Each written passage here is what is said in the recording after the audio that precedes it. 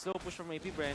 And then, while they were doing that, CalTZ already got the aggro of the Lord, pull it towards their side, and then try to burst it. And RSG Philippines, after the moment that they saw that the Lord is being taken out, wow. they fought, and they got baited in. Oh, See the knock-up as well! Ogwen will lose his immortality alongside Flat, but the suppression now. What a winter with the winter transition! transition. For Demonkite, no, he will still fall. It's a 5v4, Oh. but Ogwen will fall now. It's a 4v4 as, take a look at the health bars for Flam. They will not engage more. They only got a base turret in the mid. Wow, Light saves the day. At least they live to see another day because of that hook. And then Demonkite follows up, catches two, forces the mortality on two players of APBR. Eman outputting the damage, very much on point, not wasting any of the spells he has. A Bennett's Rage as well as the Nibiru's Passion's not wasting it, and even the Renner's Apathy. And then you have Demonkite. He might have died for sure, but the Winter Transient play allowed them to bait out APBR, committing more.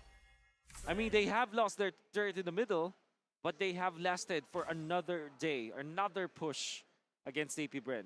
I mean, I think if that was chain, the crossbow thing was chain, would have been over for RSG PH. But right now, APBR, they still have a little bit of gold on their favor after the siege.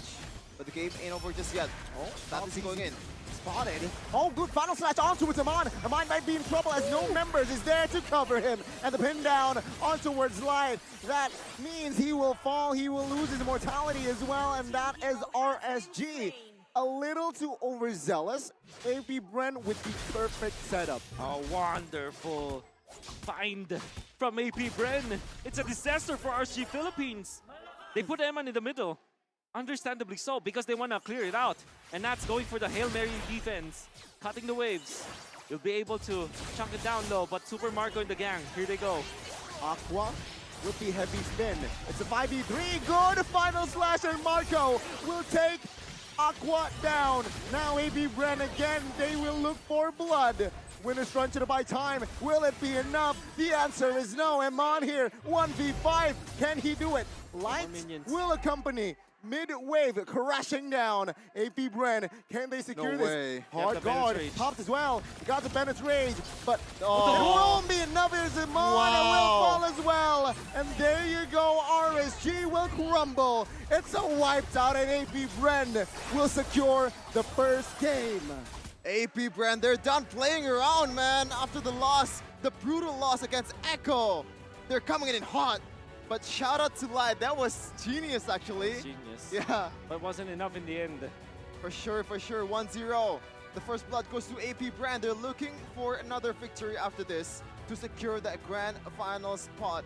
Obviously, Coach Fran, one of the happiest guy in the building. Unbelievable find onto Eman. I gotta say though, the Lord Knights was well done coming out from the side of APBR. The way that they devised it, they managed their lanes properly and they positioned themselves well. They got the Lord aggro and then eventually won the fight afterwards. They unfortunately fell down and stumbled because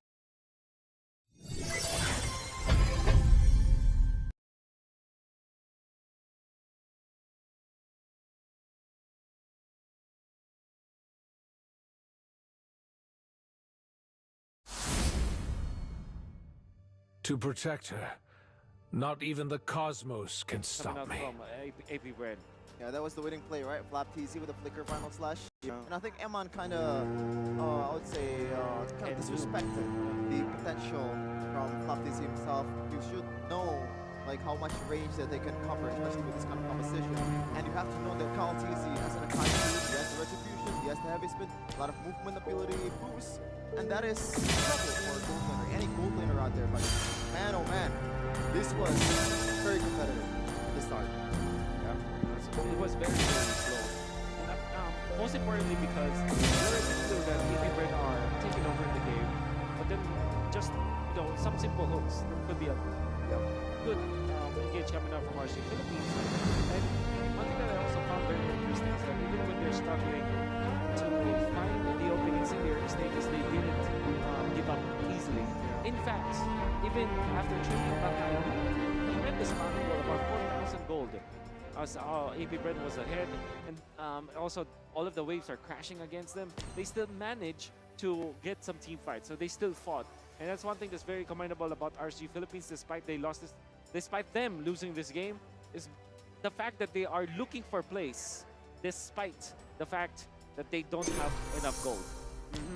The hooks almost caused a chain reaction for RSG there, but it was actually AP Brendan manages to, again, they did not panic after the almost turnaround play from RSG. So yeah, I mean, credit to both, but again, 1-1 will grab the MVP. So one good play that Super Marco did that I will not forget in the middle when Ruby was caught. That was Ogwin already taken out of the picture. Technically speaking, you don't have the best engage anymore because you're gonna have to rely on the Akai. But AP Bren read the room. They know that RSG Philippines didn't have any more resources to make it difficult for Super Marco to find the crossbow of Tang. Because the Bloody Hunt was no longer available, he went in for the play, get 3 kills, almost a maniac, with the orange buff as well. The timing was so perfect coming out from Super Marco, and eventually was the MVP of the game. The way that he handled himself, only dying once, and obviously making it so difficult for RSG Philippines to team fight. And I still stand by what I said during the group stages. 1-1 is the strongest hero now, at least in the gold lane. I think I would have to agree, especially in a 5v5 situation, like a proper party or proper team. Like if you can enable the 1-1, I think that's an easy way to victory. And shout out to the enablers as well. Every 4 of his teammates was the enabler for Super Marco. Ruby last pick was genius. Yeah, you have set up from both of your 3 frontliners, Akai, you have Arlen, and also the hooks from Ruby, and also the buffs coming in from Few, I believe, now Gwen. I do like how they approach this, going for the 1-1 as well as the Akai eventually.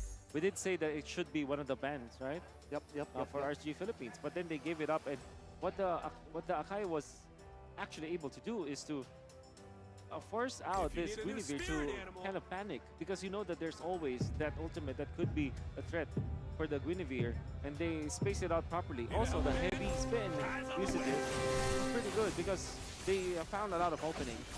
This is what Super Marco, even Aqua. Look at the Akai, Kyle TZ, already looking for the angle, finds Eman, and then pushes him back to the hands of Super Marco, who gets the double kill. And now, watch out for Super Marco this time. No more hard guard, right? But Kyle TZ and Super Marco, look at how aggressive he is. He knows that he needs to just attack light at this point, and Aqua taken out easily, gets the triple. Because of the lack of Bloody Hunt, it's like a green light for Super Marco to just fly. Shout out to the he actually goes for light instead of Demon Kite that's already in front, so he knows that he can take the risk, and that was the best play available. Going into Maniac almost triple kill, and that was probably one of the most game-changing plays or like game-changing team fights in the game. Pretty much snowballing the heck out of AP Brand. And now seeing the composition of RSG actually, no proper. They have lights who can cover the Beatrix, but apart from lights, there's no proper cover for this Beatrix. And I think that's not a cover either, Connie. The main job for Light is to get Super Marco, because he's the only one that can go out there when Super Marco has the second skill. You will just lock him down with the Bloody Hunt, and with not with some of the burst damage that they have, especially Eman with the Renner or like Bennett's Rage. We actually have seen some of the plays from Eman with the Bennett's Rage, and also the combo from the hook as well. But unfortunately, it doesn't convert to the right target so far in this game, especially Super Marco. And the way that they handled Eman this time with the blade armor, very early blade armor pickup coming out from Flap TZ. But at the same time, that's also true with RSG Philippines. However, Aqua going in for the Durans. Oh yeah, first item actually. Yeah, first item. Unfortunately, you felt that Aqua didn't deal as much damage as he would for a normal Valentina. And like, if you think about it, the only spell that usually what he steals is the copies actually. Heavy spin as well as perhaps the final slash, but mostly just heavy spin. So if you think about it, there's not a lot of options for Aqua to copy in this particular game. That's why even when the Valentino was picked up, AP Brenner quite happy about that, and they didn't try to. They weren't scared about the Akai as well as the Valentino matchup, where it's Valentino is genuinely happy when there's an Akai on the opposite end because he can easily land a heavy spin. You have double dash anyways to get into position, and the flicker too. And they weren't scared at all about that factor because they know that if Aqua eventually does go for the heavy spin play, it's an easy picking for Super Marco as the 1-1. Easy stacks, easy ultimate, easy transfer of ultimate after the fact. For sure. And I think even if you go for the hard guard from Q, as sad as it is, I think if you wanna like imagine a long team fight from both of these teams with the composition that they have and the gold lead factored into that team fight, I think AP Brand would have won. Yeah. Because the crossbow tank will be available much faster than, That's right. for example, Eman popping off with the fast loss. I really thought, well, in hindsight at the very least, AP Bren would have lacked damage in a sense of they don't have burst You can say in no their to a composition. panda. They only have a huge DPS in 1-1, but they made it work. Yeah. I can see some of the other stats. Teamfight participation, that's 100% for Eman. I mean, say what you will, but I think he played so well in this game. Right? I think that Eman would have been the MVP of the game if had RSG won, but it wasn't the case. AP Brin going towards Super Marco, but I do feel that it's FlapTZ that kind of won them the last few clashes, especially with the final slash, and most especially the way that they found Eman in the mid lane, going for the final slash too. It's actually pretty good. And also, if you think about it, because Ogwen is holding on to the Ruby as well as Flap holding on to the Arlot, they aren't the best targets when it comes to the hook. In fact, in the latter portions of the game, come the mid game, you saw that the bushes were held by Arlot and Ruby instead of the Akai. Instead of something like the Angela, right? The Angela actually sat back so much. If he was on defense duties, like you see the side lane pushes.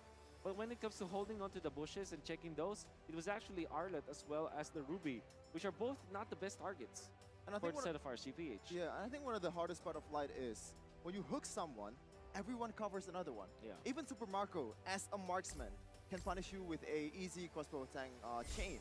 Yeah. Like if you're any of the frontliners, for example, Akai gets hooked, can still stun it with the Arlet, also the Ruby. So there's no good target probably except Super Marco if there's enough burst to be able to play around that.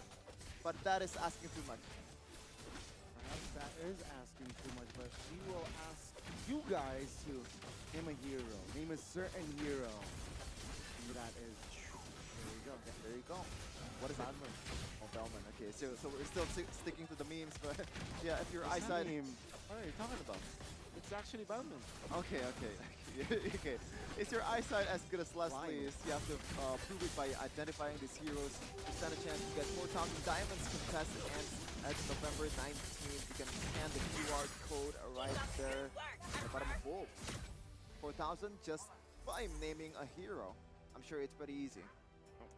4,000 diamonds awaits. Check it out. That's all I can say. Very suspenseful there, but yeah. There is another thing that we want to say is you also have to register for One Esports to have a chance to secure 4,000 diamonds. So it's not just naming the hero. You can just register it. What's the verb? What's the verb? Register? Yeah, register. I'm sorry. Yeah. English caster, by the way. Register at One Esports to get a chance for 4,000 diamonds, and also a lot of exclusive interviews, breaking news, and in-game guides to navigate through the Land of Dawn. So what are you waiting for? That is also the QR code on the bottom floor. Oh, it disappeared. Okay. Rewind a bit. One of the most I think most recent articles that were published was what was the difference between like Indonesian teams and the Filipino teams, and Bonchan answered that. If you want to know the answer, you have to look at the I website. actually already know what Bonchan said. It's an answer that Don't makes reveal a it. lot of Indonesians sad. But Have them reveal it. But you Have them read it. yeah. But another thing is you can dive deeper into the meta plays, builds, and rivalries of MPLI with the One Esports app. It's your one-stop destination for breaking news and also exclusive interviews with a lot of athletes fighting for the MPL throne. Download it for free now on the Google Play app and also Samsung Galaxy stores exclusive to Samsung. Again, check it out if you want to know more. The answer. Basically everything about MLBB. And also, why not join our hub? Yeah. After the hub, okay. After joining joining One Esports, register as one of the members, you also have to be active in the community.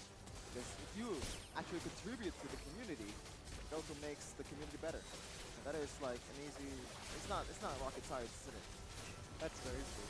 And like I said, there are so many events happening through the community. It's led by, of course, One Esports. You can join in weekly battles, and every day you can just look for. If you don't have any group of friends to play with at that specific time, you can also look at the community. You play so many games, and like I said, from the previous broadcasts, your plays, your wonderful plays, can be featured by One Esports if you join the community. Woo! I would want to see that. Register right now. Oh, you're already there. I saw you on the Discord actually. Thank you. Okay. Thank You you want to appreciating play it. together after this? Yes. Okay, sure. Yeah, but we're going to game number 2 Yes. of AP Brand versus RSG PH. Now, RSG PH, they only have one more life here. No lower brackets. I mean, they are in lower brackets. But if they lose this one game, they're going to go home without the trophy. They have to be happy with the 3rd place. Now, RCPH especially, they're not participating in M5. I think they want to get the trophy more than AP. It's again match point, ladies and gentlemen, before also a rematch of AP Bren and Echo, possibly. So RSG, seeing their execution, or perhaps their drafter roles, I gotta ask you first. What would you change for game 2? Because light was so maybe maybe the Franco. We kind of understand it, but yeah, maybe the Franco. What would be a better choice? You know what? I guess my answer is I'm not gonna change anything. In fact, I think the draft makes a lot of sense. Okay. And it's their comfort picks anyways. I think it's just that, yeah, if there's something that I would change in game number 1, it's probably that mid lane push where Eman was taken out. You know? That scenario. That specific scenario. Just don't do that if you're RSG Philippines. Also, by the way, I think Demon Kite and his movements around the map was already read by Kyle TZ because he was caught in the same spot twice in a very impactful manner. So it kind of felt like AP Bren, they already know how Demon Kite operates. So maybe just change the pattern for Demon Kite. I mean, this guy was one of the best junglers in the world, especially in MSC 2022. But if you're asking me, Connie, about the change, something that I want to change in the draft earlier is to prioritize the Kaja more than the Franco, especially before the second banning phase begins, because I think Kaja brings a lot more variety in the pick-off strategy that they have compared to the Franco. Okay, without Angela, the 1-1 should not be the choice here. I think they want to go for a Guinevere for sure, and then the Arlot because it still is a flex pickup for AP Bread. And it is going to be... Oh my god. I think I should have... This guy's too good. I'm seeing it in person right now.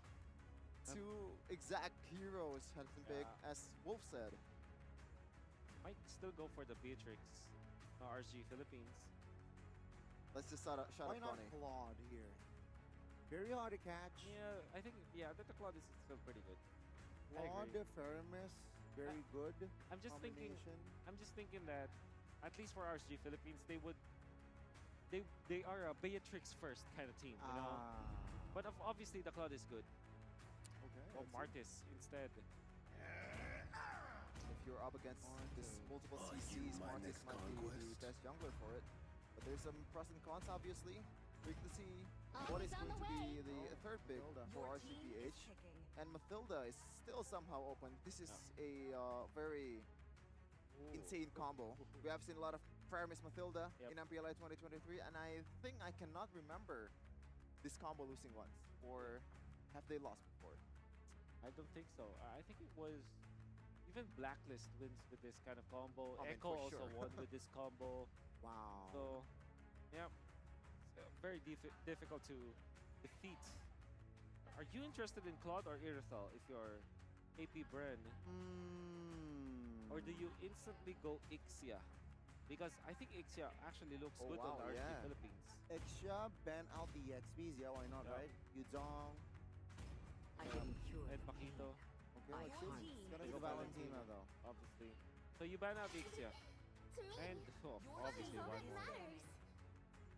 RSG Philippines might look to Sir, what's your look command? to ban Your team How is TZ banned. Heroes. Lancelot should be also a ban for RSG Philippines. So they're kind of forcing this Guinevere on towards Ogwen. Yeah.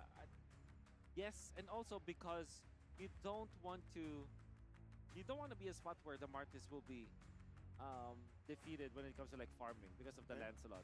You kind of just want to make sure that you check out everything because again, Kyle TC is a good Lancelot player as well.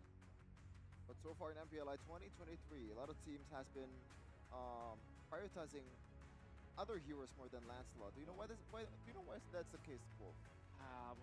Obviously, the Lancelot is a farm-dependent hero. That's a skill-based hero as well. You can mess it up very Your team easily. is banning. It is like one mispuncture and you're dead. Yeah. But if you're building a bit of more tanky items, I think Yeah. kind of deters some of the threats from the opposing team. But still, it's not as easy as that.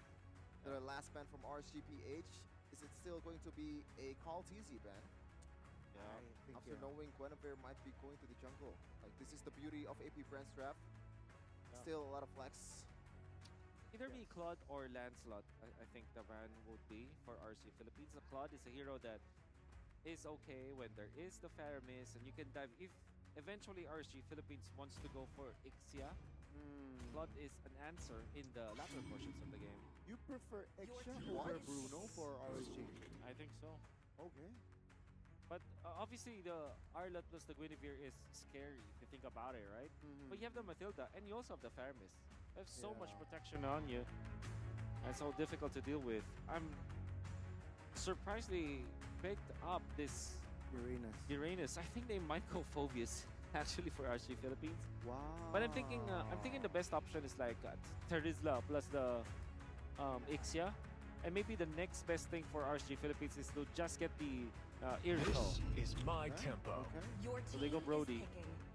Man, Okay. They want to leave the gold lane alone, I feel like. Yeah. You do not want to rotate towards the gold lane often. yeah. So it will be a farming hero for Kyle TZ, so it seems to me. Obvious. Interesting. So, Yeah, but I think the Terizla is the Yeah. most first Lexia. But- easiest hero to get or execute. Maybe next is Edith. Exorcist of the Dragon Oh, Shine. I mean, that's kind of the same thing, right? Terizla and Yuzhong. Backline threat. Yep. And also Yuzhong is perfect against Brody. Yes. Yes. It's gonna be a good hero to go with that. And also is a Petrify holder, which is instant stun versus the Brody as well as the Vinegar. They still go for the Claude. Okay, I think Interesting choice. this is a bit dangerous too for the Claude. Yes, it is still a decent peak, but in laning phase, you're gonna lose against the Brody. Even in a team fight, this Arlet, the final slash is a knockup. So do you want to go for the Purify, or do you want to micro around that and use a sprint or something along the lines like Flicker? Lancelot looks good for AP Bren. Lancelot. Or okay. maybe they go for a protect hero for Ogwen, which is Minotaur. Minotaur actually is so good for Bren Esports right now. Yeah, you're right. With the You're amount of dives or potential engage from RSG, right? All of them can dive, technically. I think that's the best hero to pick right now. AP Brand and Minotaur. Ogwen plays a mean Minotaur. I like the Minotaur. Or the Akai Rome if you want to. Before the With might of the Nether Taurus. Realm coming in from Yeah. Valentina, they also enhance the potential of a 5v5 team fights. So this is a lot of heavy CC coming in from AP Brand. Let's see though, can they chain it to another victory? I am scared about the RSG Philippines lineup. I understand why they went for the COD because they have the Martis, but they might run out of steam. Surely they have a lot of protection, but the heroes that they have might struggle from the general idea of AP Brand. However, I think this is early game versus late game, where the composition of AP Brand just destroys RSG Philippines in the early stages. But if we do go to the late game, it's going to be the COD game for sure. Okay, that is Wolf's thought on this match. You can also share your thought in the comments or in any community that you're in, especially one esports community. Join now. Once again, beautiful production. Thank you so much for the team. And let's see. Game number 2, the deciding game for RSG PH. Will they play another game or will they stop here against APBR? Ladies and gentlemen, again, it is match point for AP Brennan. Already early action here. The top side of the map. Ogwen there, perhaps caught, and 1 HP and even popped his flicker. Light now looking for an angle. Flickers as well, and first blood will fall to the roamer. Wow. We did not literally see what happened, but I would assume the Petrify was perfect from Nats. We had 2 spells were burned by RSG, by the way. They're also denying the XPs away from Yep. FlapTZ. This is huge. This is massive. Okay, let's see again. Wow. TZ now flickering No way. out. And it's the passive. And Nats finds the kill. 2 early kills here for the losing side, quote unquote. Oh, this is definitely something that AP Brand wasn't prepared of. Who would have thought that it will be Light plus it will be Matilda plus Yuzhong with the proxy moves up top. This is a rotation that's not seen yet. You know, this is the first time I've seen it. They forgo for some of the control of the jungle. They gave the Lethal Wanderer, but at the same time, they still got 2 kills anyway. So it's a very good trade for RSG Philippines. I mean, it's really good trade. It can really get better than that. And that is also an advantage that you can bring towards the first objective fights, which is going to dictate the mid-game too. AP Brand, though, in the back foot already. About 700 gold lead for RSGPH. Still a lot of time to recover. Okay. Versatile will be up here in a second. Now Super Marco here pressured by Lightning Mod, but of course they will have not enough resource to really have a proper engage. Take a look at the top side though. Potentially a 3v1 now. Naps pops the Petrify as well. Perhaps a little bit too soon now. Hugh looking for level 4 for that IMU. Gets it and instantly rotates towards the turtle side of the map. Naps trying to buy time, trying to distract FlapTZ. Will find the knockup though ontowards. That's good! Another round there to potentially save Nuts and the perfect guiding win. The final slash perhaps to ruin the party, but Light will knock up 3 members, and there you go. Demon Kite finds a chain reaction kill and finds a double. Potentially a triple here top side, but no, he will not be able to close the gap. That's 2K in 2 minutes, Wolf. Amazing plays coming out from Light. And he took advantage of the early game when they got 2 kills. Against the farm, became very aggressive, forcing AP Brent to react. They get a full set of outer third energy shields, and that will inflate their lead by 2.8k and completely destroy the laning stage that should have been AP Brent's. And Light is just everywhere, man. When Nats hit him in the early game, he contributed to 2 kills in the early game. Even in the bottom lane, when Emma needs him to pressure the laning phase against Super Marco, he's always there in the perfect placement and the perfect target in the early game. So let's see here, it's a 4-0 line. Okay, now as you can see why that Yuzhong still hurts a lot, but now knocked up on towards Gwen here. Oh, Gwen will be able to escape, but the knockup is huge! With the man, it's Space Migration looking for the knockup as well. A 2-man knockup. FlapTZ joins the fray, but the guiding win with the flicker to save Demon Kite's life. Oh my god. That is Light Airlines for you with Airlines. the flicker as well. But I think Ogwen could have timed that better, right? Yeah, that was perfect timing. Unfortunately. Bot side of Blazing Duets. Super Marco will still hold his flicker there. Good calculations as turtle now spawn again, favoring the side of RSG. RSG Philippines have a immense amount of lead now, especially with their ultimates up. Ogwin still doesn't have Mino and Fury. I wonder what Few will copy. If Few will go for the Netherrealm at this point. Flap TZ, everybody else will have their ultimates up except for Ogwin, who's now holding on to the turtle for now. He wants to reset too. Be waiting for their targets. I mean, look at Lad. That is a lot of damage towards Few, and that is huge too because the objective fight is coming in, and he is one of the pivotal member of AP brand because he has the Netherrealm to help the 5v5 team fight. Yeah, now he cannot recall, but he's not at full HP. Now stops with Black Dragon form here, looking for Kyle TZ. Looking to zone out the members here. Now let's see. The knockup will find a Nats. Netherrealm though will survive. Will help him survive. Now, let's battle. Demonkai finds it. Meter and Free was huge, but the knockup, the Fury stab was even massive. Now, Kyle TZ quite chunks silence as well. The Terrify come next. Nats low. And Cloud TZ will find it. No, he will not find the gap. Demonkai will find and secure the kill. I am very surprised that AP brand goes for that. It looks like it's very risky, and in the end, it really didn't pay off at all.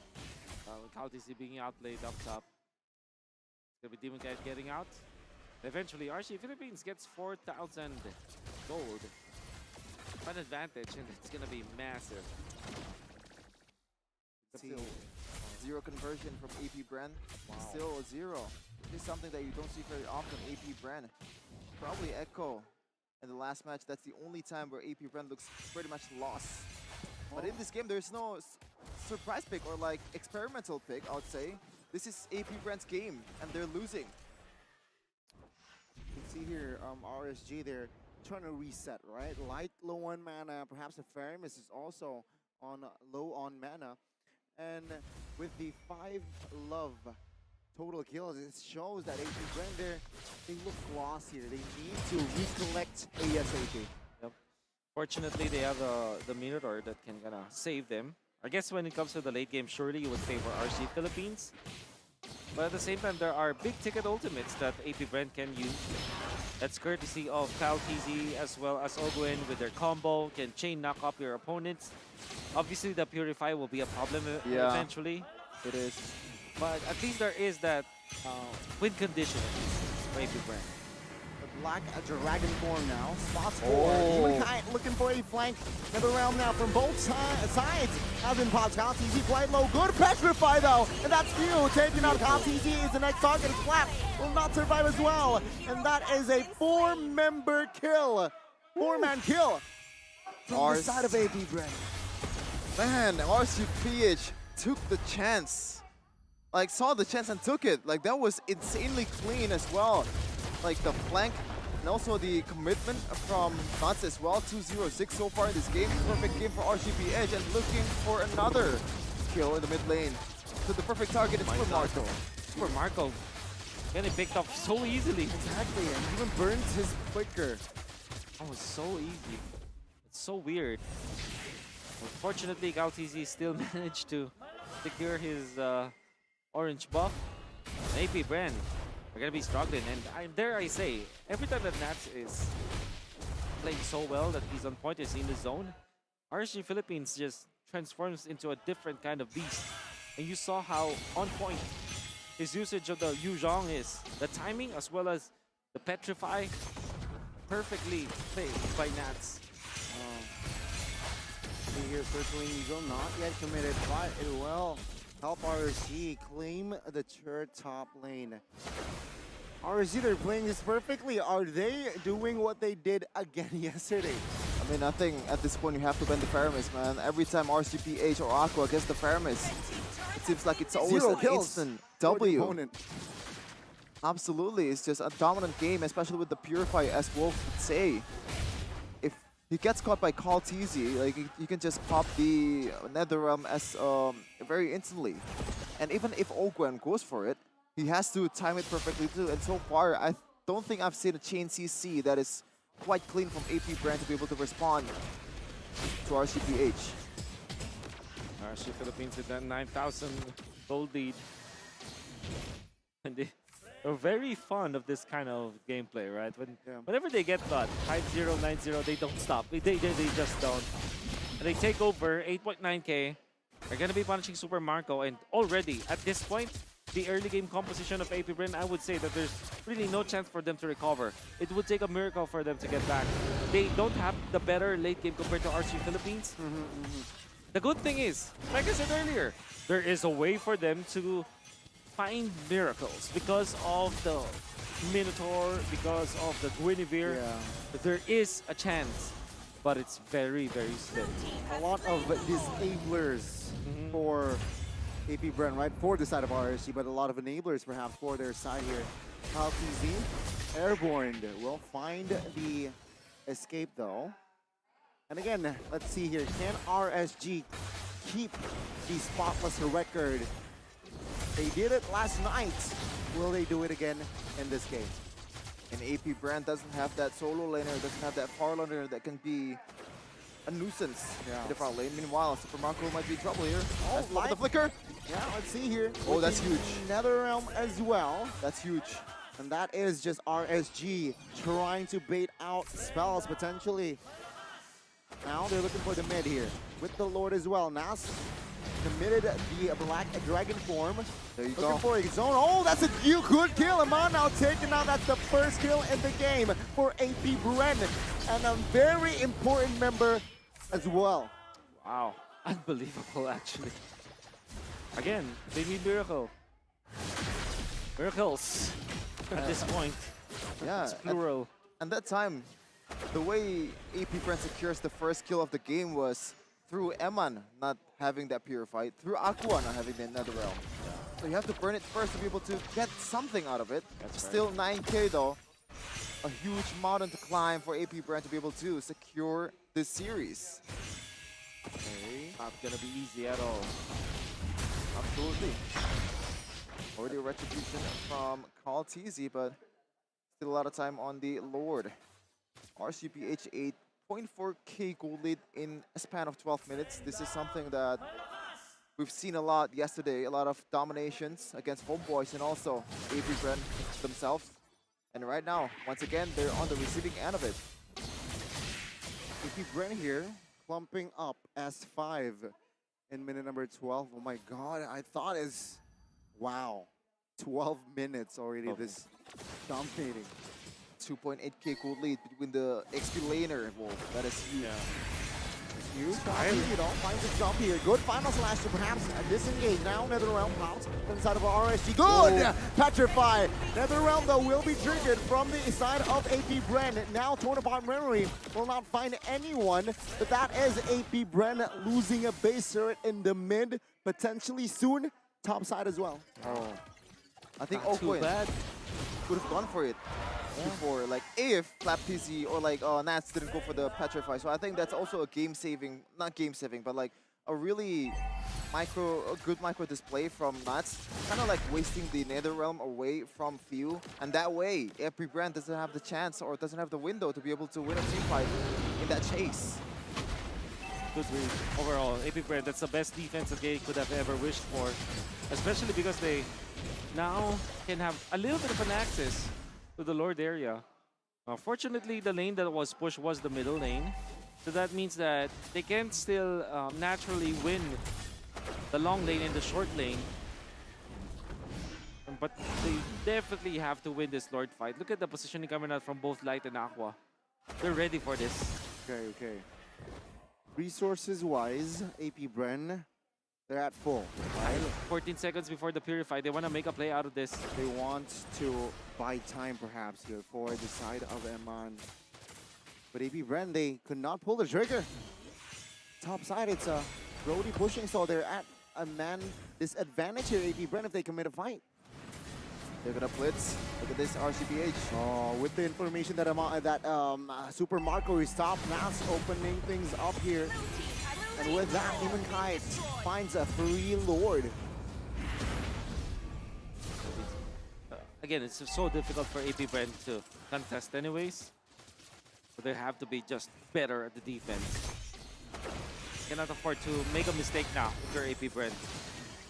For sure, for sure. And once again, as I said yesterday, I think this game depends more on RSG PH rather than AP Brand. It's going to be very hard for AP Brand to come back from this. It takes a huge blunder for RSG PH to fumble this one. 10k gold lead in about 15 minutes, and the Lord is coming in the middle. Okay. AP Bread, will they survive this one? All spells are on the board, are all active. Lord, though, will be lured to the top side of the map now. Bottom side will be the focus. Flap TZ looking for a good final slash. Perhaps not, though. Will focus down on the turret as Demon Kite finds that. The top side will surely fall here as AP Brand desperately looking for a clear. No, Lights will find secure. RSG still very much in the winning side. Good petrify on towards you. NetherRealm popped by both sides here as Kyle TZ looking for a good angle, but in the back side of the map, and that was a huge 3-3, but Flap will fall, and they look for the collapse. Ogwen falls next as Kyle TZ will not survive this one as RSG Philippines. They will force this series on towards the third game. They will not go down without a fight. Ladies and gentlemen, welcome to the climax of the lower bracket finals. We're going to see a game 3. RSG PH strikes back behind Aqua's signature Faramis pick. Unbelievable start coming out from Team RSG Philippines as they went in for the play onto the XP lane instead. And that allowed them to give a lot of momentum to Nats, getting 2 kills, or at least 1 assist, 1 kill up top. Yeah. Allowing Light to be aggressive as well, and they did not let go. I can never forget what Nats did in the middle lane where they were able to push the timing of the Petrify. You thought that he will be backing out because of the trajectory of his dragon, but he goes back with a jump with the Dragon Tail, with the Dragonoid form, and then the Petrify afterwards. That gave so much of an opening to RSG Philippines, and you can see that every time that Nats is on fire, RSG Philippines also becomes a different beast. And also, I cannot really forget about the early game pressure that they have in the top lane. 2 kills in the first 30 seconds. That was huge.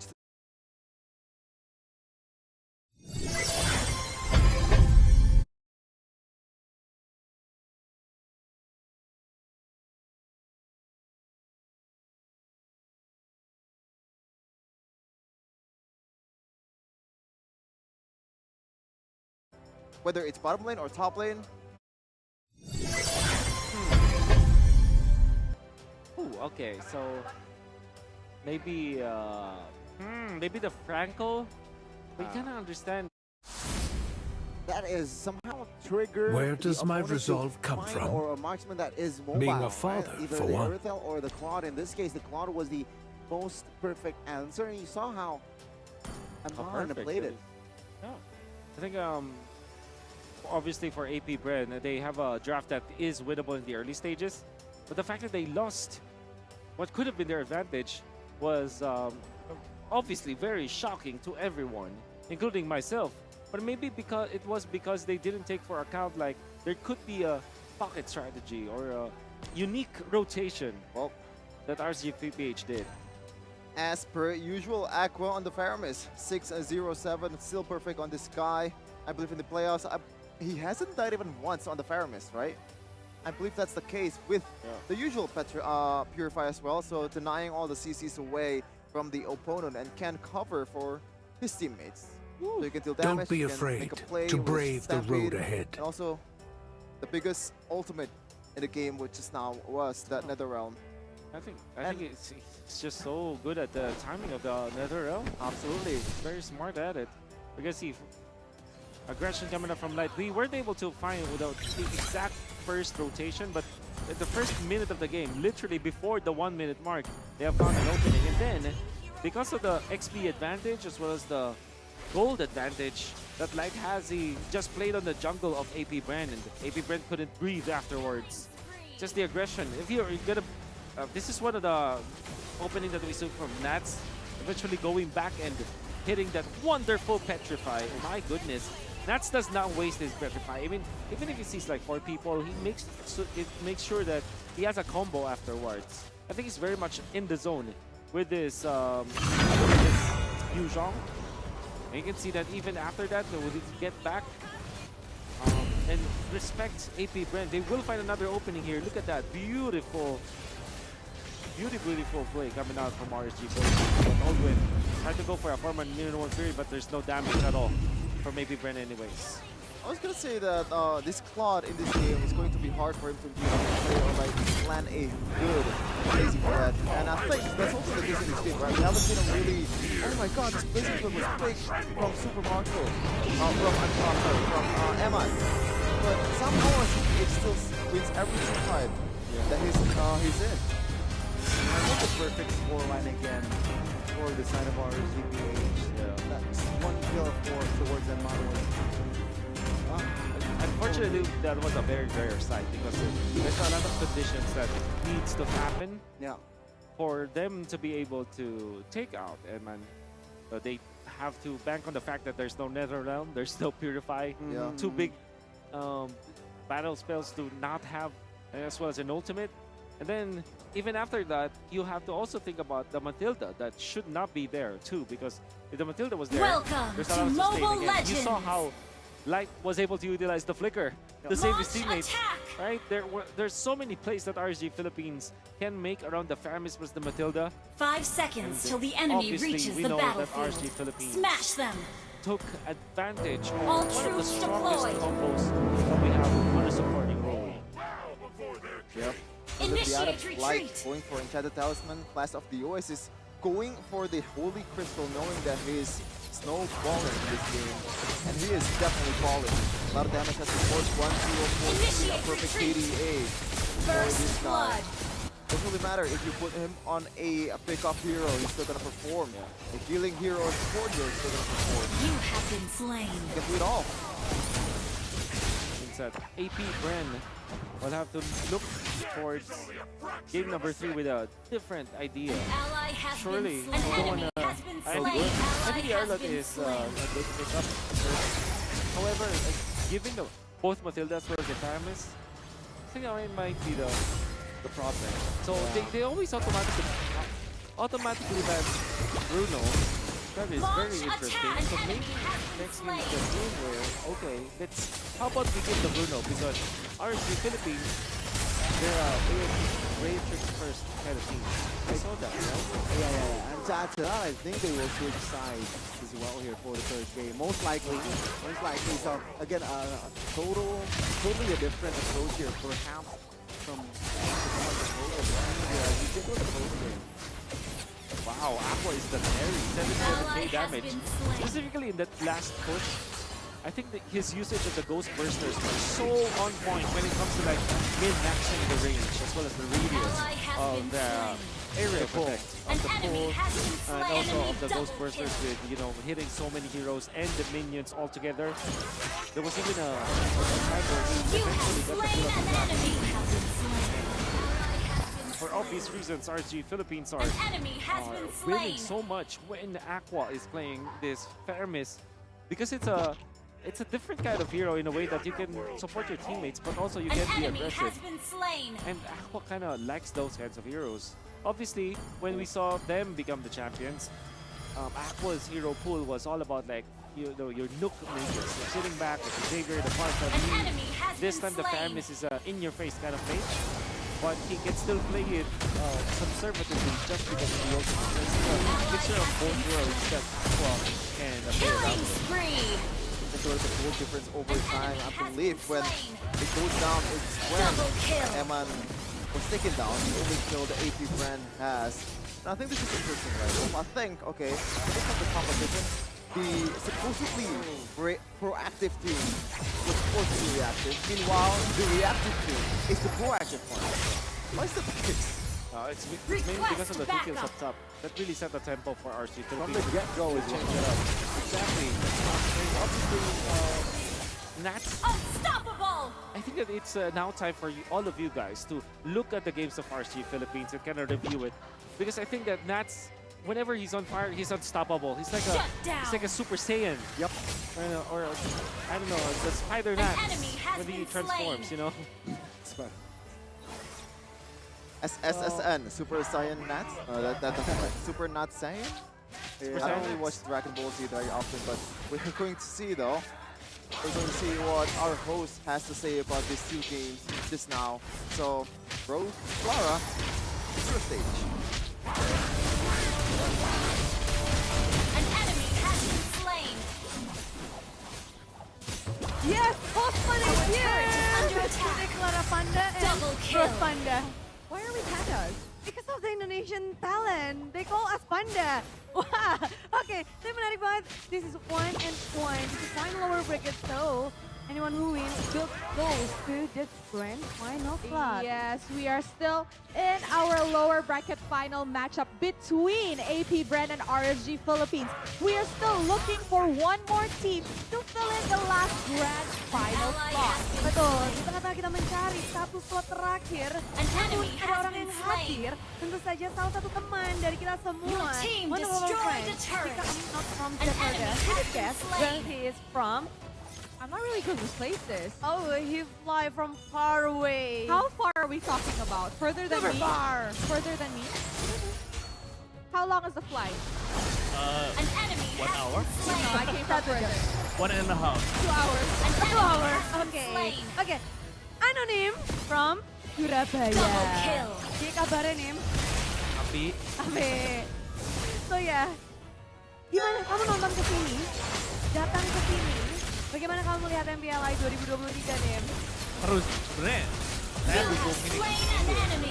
Cuman waktu gak ada melihat yang tim-tim lain Your dari team luar seru destroyed banget. a Masih seru banget. turret. Actually, he came here for Indonesian team, but unfortunately, no Indonesian team. But he watched ally the has match, been and it slain. was so epic. And he Killing amazed by the spree. Yes, I agree.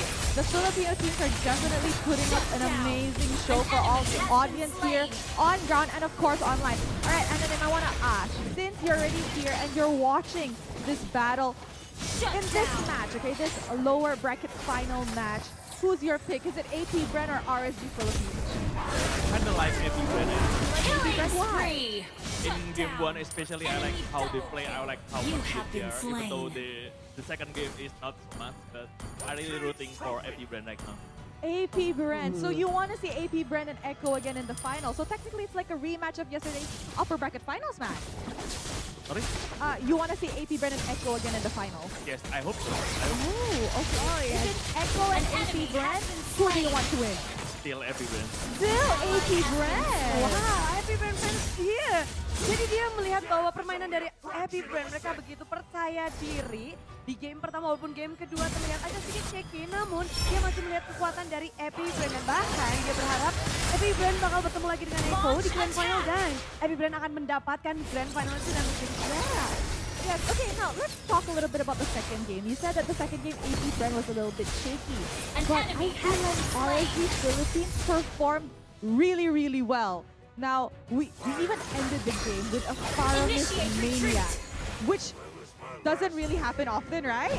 And like, if you saw on the stats on this LED just now, it was what, 7,000 attack. damage per minute. What do you have to say about like a mid laner getting a maniac to close off such games? That was definitely a great. Initiate retreat. You have slain an enemy. What steps do you think AP Bren needs to take to make sure they get Game 3? Because RSG Philippines in Game 2, they were on fire. I think it's a lot about early game. I think they fail so much in the second game, in the early game, in killing after kills, and really hard to come back after. I think the early game is really gonna be really crucial. Oke, jadi kalau dari Anonim sendiri apa yang dibutuhkan sebenarnya untuk tim beradu di game yang ketiga, khususnya tadi RSG PH begitu mengerikan. Happy Brand butuh early game yang kuat. Namun, it's not about Happy Brand only, but also RSG PH. So early game is so important right now. Penting banget berarti nih, early game. An enemy has been slain. Karena susah banget kalau udah ke snowball kayak gitu. Killing spree. Keduanya tadi. It will be hard if the snowball cannot be Ally has stopped. been Yeah, I mean, slain. I agree. We all saw RSG Philippines really snowballed in that early game, which gave AP Bren actually a run for their money. Mega this kill. Ya, jadi memang kita ngeliat banyak banget yang didapatkan dari early game. Namun Anonim, game ketiga apa yang kamu ekspektasikan untuk match lower bracket ini? I hope there will be a really close game, a really crazy one, comeback after comeback maybe, and whoever wins, I think Victory! they really deserve it. Oh, he wants an action-packed.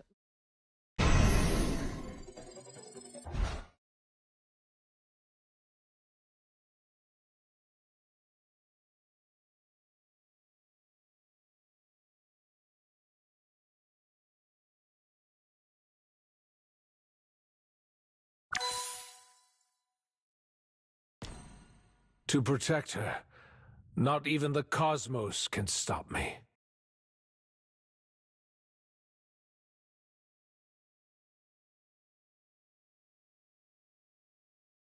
Okay, second grand finalist.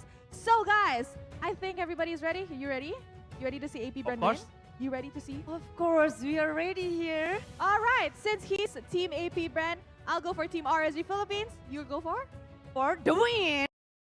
Do or die for both of these teams. Who has the right to challenge Echo in the grand finals? We'll see after this game. But again, Wolf, in terms of momentum, I think I have to pick RSG PH in this case because they won the Don't second be game afraid to convincingly brave the so, road ahead. especially with that Faramis very dominant from Aqua, the birthday boy. Yesterday, I believe. No, like belated birthday boy. yeah, Yeah, 2 days 2 days before. ago, yeah.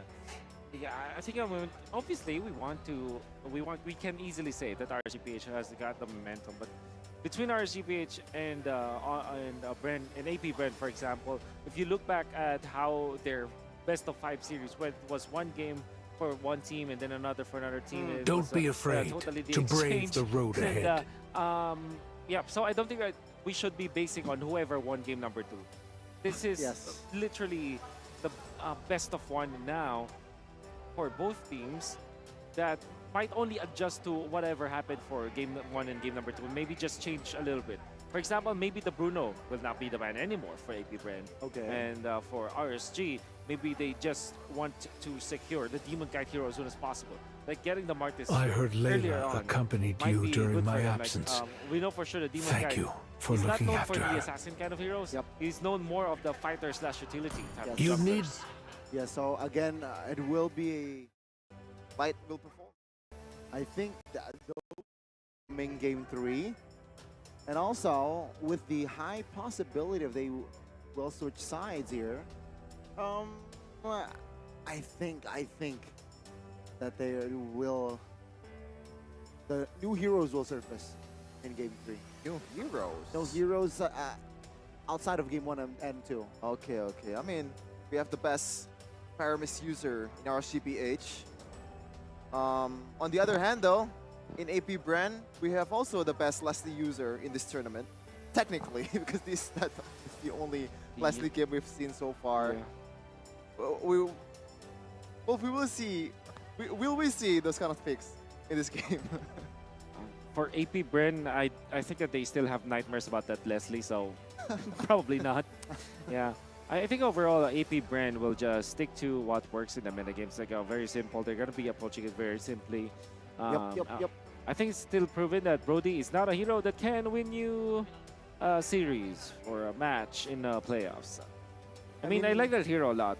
Don't get me wrong. But I think that a lot of people will share the same sentiment to me. Like, if you want to win championships, maybe the Brody is not the way to go. It's not that kind of hero, right? But if you're looking at something like Claude, for example, Yes. you can turn things around. If you're looking at Bruno and Ixia, these are the heroes. Are 1-1, right? These are the heroes that can turn fights around no matter what the result is. For Brody, it's very one-dimensional. You have to win your lane, win the early game, snowball from there. Yeah. Come the late game, you don't have any more strength. That and style points, right? I mean, Brody, sure, on the momentum, but not a lot of style points. With the 1-1, with the Ixia, you can outplay your opponents more. The outplay potential is high. So that means flashy equals victory for the championships. If timed perfectly, of course. Yeah, but we're gonna see the last drafting phase before the grand finals of Echo versus one of these teams. Already second pick, Oh, they will not switch sides. or like 2 picks from the both Oh, sides. There it is. They break up the Paramis plus the Matilda. RSG Philippines might not consider getting the Gwyn, although it's still pretty good. So you go Martis, right? If you're RSG Philippines, Martis 1-1. Doable or not? I like it, especially because you already have the Faramis Yes. for yourself, which means that you can kind of secure that ultimate crossbow attack happening. So I'm thinking like 1-1 plus the Martis or 1-1 plus Win for RSG Philippines, but that might be too risky because APBR is a team that can play the Phobius. They definitely can. And that is going to be Your talent is a Martis and Guinevere. So I believe Guinevere has been flexed to either Roamer and EXP lane in this tournament, but that is APBR against Nova Esports, and they are picking Gusion to the mid lane. So I'm not really convinced that it is doable in this match. And still, that Claude, as you said, Wolf, this is the hero that won you championships. Yep. So what's interesting is that APBR decided to go for the Claude instead of the 1-1 despite them having the Matilda. And one thing that I wanted to say to all the viewers out there why they didn't do that is mainly because of the Faramis. I think I've been talking about that all week long. Like, don't pick the 1-1 when there's the Faramis. So they will just not pick that up. And I like this Yu Zhong as well. And the thing with Interesting APBR, man, though. yep, because they know that Nats is just a strong player with that hero. It's just a specialty at this point. Or does that signify a possible marksman in the jungle? Your team No, is banned. Mike? I don't think so. I think Yeah, I APBR don't will think just so. get an early game jungler, utility jungler. But with the Akai being banned out, what will be left for Kyle TZ? And the genius one Sun is rises when I when give the Martis is word. gone, the counter for Guinevere is not there. When Akai is gone, that's also the case. Yeah. Now, if you're going for, like, what is the utility jungler that's left for APBR? Almost nothing, right? Nope, nothing. Do you want to go for something along the lines of Fanny, or will it get banned by RSG PH at this point? It's safe to ban the Fanny because it's Kyle TZ's hero anyways. Yep. What I'm quite surprised is AP and Pando and AP Owen are relatives. Yeah, they are. Okay. Oh, they are? They're cousins. Your They're team cousins. First cousins. Yeah, I think so. Okay. But yeah, AP does not ban the 1-1. So the 1-1 is still on the board here for RSG PH to pick up. Because they will pick up the Phobius anyways last pick, so they're not that scared. Thorns remain. So they go Lancelot. Oh, man. So Matilda mid Arlet Rome Phobius EXP is Matilda. Did they pick up the Phobius in the middle? Or few? Nothing beats the adrenaline rush. There's the Benedetta. Oh, so divey here Yep. from side of AP Brand. Also RSG. Big shot. I think it's good. But then again, if you want to go safe, you can go for something like Irithel for RSG Philippines. I just Or realized a that. Beatrix, in fact. I just realized that, man. Wolf, because so far, before this MPL 2023, Irithel has been one of the best marksmen in the patch. And it also is the safest pick, right? One of the most standard pick in the blue lane. But why is that not the case in MPL 2023? Well, it's a very safe pick. That's it. I mean, and because of it's just mainly because they're overshadowed by the 1-1, for example. Yeah. APBR, they gave the Brody. So now we're looking for a mid lane. Farsa looks so good for APBR now. Even when there's a Benedetta here, Wolf. And also Guinevere. Sorry? There's Benedetta and Guinevere. If you're Still the Phobius, dude. Because of the Benedetta, I assume. Yep. Benedetta, it's the going up against the Guinevere. There's a lot of dash. The Martis, a limited amount of dash, and Nats is smiling because of that. I mean, it also helps that there's an Arlot with the final slash and also Matilda. Circling Eagle is a displacement as well. Displacement plus knockup, I believe. So it is going to trigger that demonic force. Yeah, that was literally their combo in MPL playoffs. You have the final slash that literally displaces 4 members already. So you have, no matter what, you can chain your ultimate up. And you have constant source of damage. I'm just scared about the Brody, but if there is any player that I can entrust with the Brody, it's actually Eman. He played the Brody and won with the Brody, despite the Brody being not the best pick at all. That was the group stage match, their first one. So this could be this could be a winnable game for the Brody. But we'll have to wait for a second. Because there is a pause in this early game. We have to prepare for more of a interesting match, and that is one of the way to do that is to eliminate those external factors that hinders this player's movement or player's comfortability. Comfortability. Oh my God. Okay, That's hard to pronounce. Let's see. Again, let's talk a little bit more about the compositions here, right? Who really favors the early? Who really favors the late? Of course, with the Brody in your hand, it's a safe gold lane here, at least for the side of RSG, unless crazy setups were to happen from the side of APBR.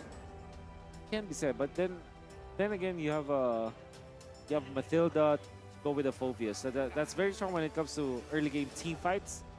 But I would say like early game laning stage, like anything that's in between the turtle fights. Yeah. I would put my money on RSG because they can easily control the side lanes. Like for example, the Benedetta can clear the lanes fast, so you can get into the lanes faster. If you're looking at the Guinevere, you can roam around because this is a roaming Guinevere anyways. You also have the Martis, very quick when it comes to clearing out the lanes. I still feel though that the Lancelot is better than the Martis, but overall you have the Brody still. So early game that's not about the team fights. You would give that to our RSG Philippines. Okay. But now when the team fights do explode, right, it's scary to face the lineup of RSG PH because of that Phobius. Oh, APBR. Okay. With that in mind here, I think it's going to be a very, very intense mid-game is where I think both teams will shine. Yes.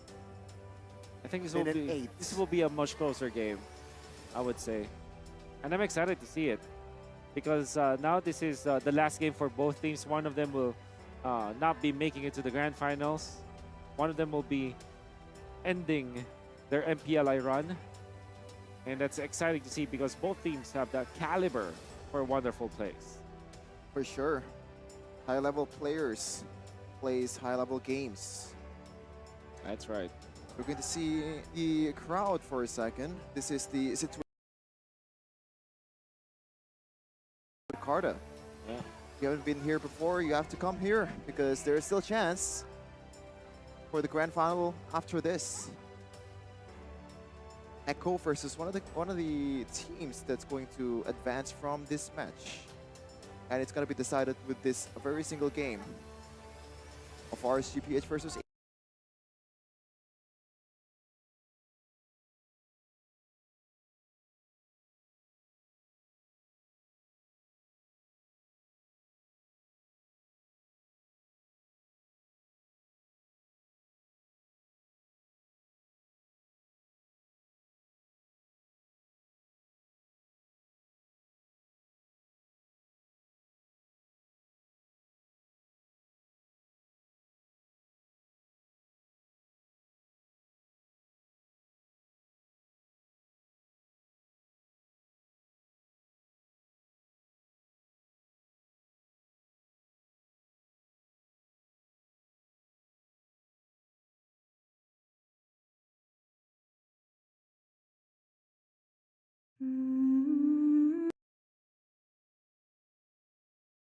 It makes an actual sandwich.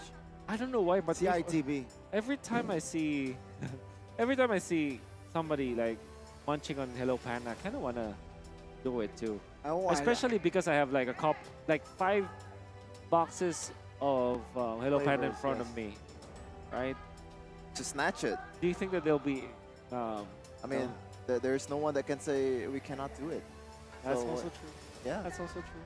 Why not? I think I kind of want to do it, honestly. I think Sheffin wants to sing the tune of Hello Panda. Can you do it? You can sing, right? Hello Panda, biskuit isi yang enak. There you go. Isinya lezat. Sorry. I think that's enough. I wish I could help you, but it's in Bahasa Indo. Rasa coklat dan strawberry. Oh, that's it. I feel. Now, Chef. Looking at that, most picked heroes are Paquito as well as Yu Zhong. Are really good at it. Very good. Because that's actually, I don't see him playing Paquito very often in Philippines, or even Paquito is not really a Philippines hero overall. Do you have It some is. kind of... It is actually a Oh, yeah. Filipino. No, Literally. but Okay, not okay. really That like in MPL playoffs Yeah. ID, okay. Paquito is usually banned out. pick and ban. I think you did not see it often because of the fact that it's banned out. Oh, okay, yeah.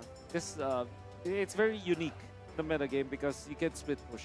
Yes. And the next best hero for that is the Benedetta. So you can see now the general approach of RSG Philippines in games. They want to split the map and win the economy. It seems like we are ready to witness the final game in the lower bracket finals of RSG PH versus APBR. Again, ladies and gentlemen, it's the best of one, but take a look Oh, at the Petrify again. Flapteezy. This time again. This time with 3 members of RSG rotating towards the bottom side of the map. Man, what a rotation coming up from RSG PH. Take out Flap. That's the thing. And you're giving so much. Ogwen will be able to at least maintain lane equilibrium down bottom. But he wasn't able to do so in the early game. In our previous game, I mean. Yeah, I like the respect coming in from APBR. 3 purifiers, especially from Few. He realizes that if he's got knocked out by a light or like getting chain CC'd by Demon Cat, he can't really get away, even with the demonic force. The shield is just not there for him to be able to get away from those kind of barrage. They both use their retributions, but of course they'll be spawning in 16 seconds. So they will be in time, but RSG Philippines already loving their early game. Very much so. Almost level 4 for all the guys in the game, except the roamer. Meanwhile, the top lane, Super Macro. Obviously, as a Claudia, the early game, you're gonna lose out the laning phase just a little bit until you unlock that blazing to be able to just help clear the lane. Another objective fight in this match. Let's see what's gonna happen. Yep, let's see. Demon Kite here already within the vicinity of that turtle. Kyle TZ now rotating towards that side, but oh, cancelled out by Light there. That's a good cancel, but oh, Demon Kite finds the retreat. Good Phantom execution, but Flat will find Demon Kite. Oh, That's wow. might be the first next one to fall. Oh, the demonic force triggered, but the damage will be enough to take Light down. Wow, it's just Few. It's not even a really high skill based hero. You just press tap, tap, tap on the demonic force and that gets you the W in this early game. There is some retaliation though on that turtle from Demon Kite. And well done coming out from set of RSG Philippines to secure the turtle. Because what they did was they utilized Nats and his aggression to invade the purple buff instead of trying to play around the turtle. And the result was they got the turtle uncontested. But APBR changed the dynamic. Like we said, right? In the when you ask me who wins the early game, APBR for sure wins the team fights more than RSG Philippines. But when RSG Philippines goes for the laning as part of the early game, they do win the matchup. Oh, that's an opening there by Lights. Circling Eagle will be committed. But yeah, nothing more here. And 3 purifiers, right, brought by the side of APBR. Yeah. Let's see here, how clutch or how useful will that purify be? Ooh, look at that. War Axe for Kyle TZ very early this game. Didn't go for any Molten Essence. Not a utility Lancelot at all. All right, Few now, chunked. Good at Guiding Wing, but the range from Brody will be enough. Now let's focus on the mid, well, where it's just a clear from both teams. That was very unfortunate for Wolf because you actually saved that Purifier until the last second and it turned out he's going to go down anyway. Super Macro though, knock up in the air will not pop the Purifier and that is the good decision because Filed Requiem is not there. Another turtle. How will RSG approach this? They have to utilize Nats. Maybe call on to the Brody. Call on the Brody. But the Brody is too far away. There is the Blade of Despair, however. First item Blade of Despair for Eman. That's not their typical Brody. That's ambitious indeed. RSG now setting up with 4. Oakland looking for info with the circling eagle.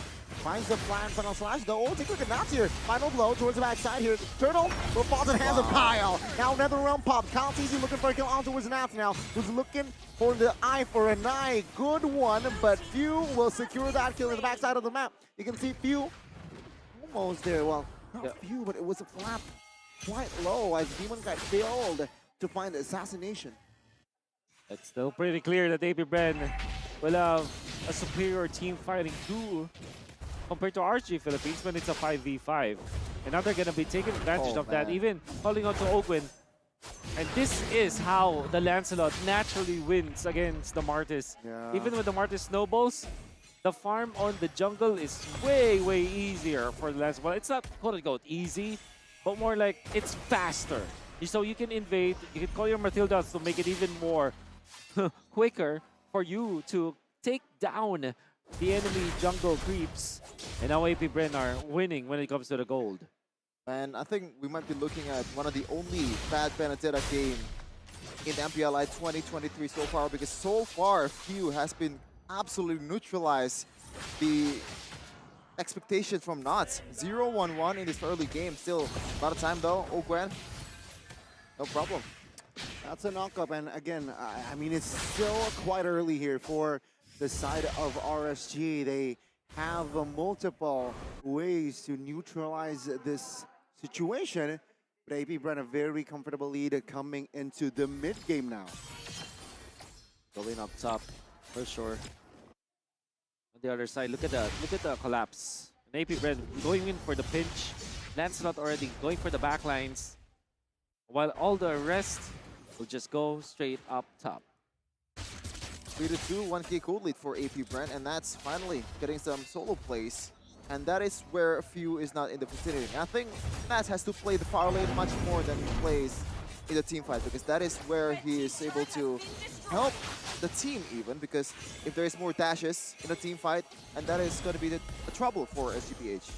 Okay, RSG though, even when they're behind, if they're behind on goal, they will definitely contest the turtle. Call TV already in the vicinity, also looking to lure the turtle towards his side of the map. Ogwin pops the circling eagle, spots 4 members. Now Few committed the demonic force now. Demon Kite with the mortal coil looking for an angle here. Perhaps a steal. The backside, oh, you can see here, another round pops. Demon Kite finds the turtle as a blazing duet from Marco will find the mark as well. Aqua in the backside, no nether realm in hand, but still has a stampede to get away. Though Demon Kite will have to be the trade. Nats now, the no man's land. Good petrify landed there, but the damage will not be enough as Amon now cool, very much in trouble. Has a flicker, will not be able to pop it as Few secures the kill.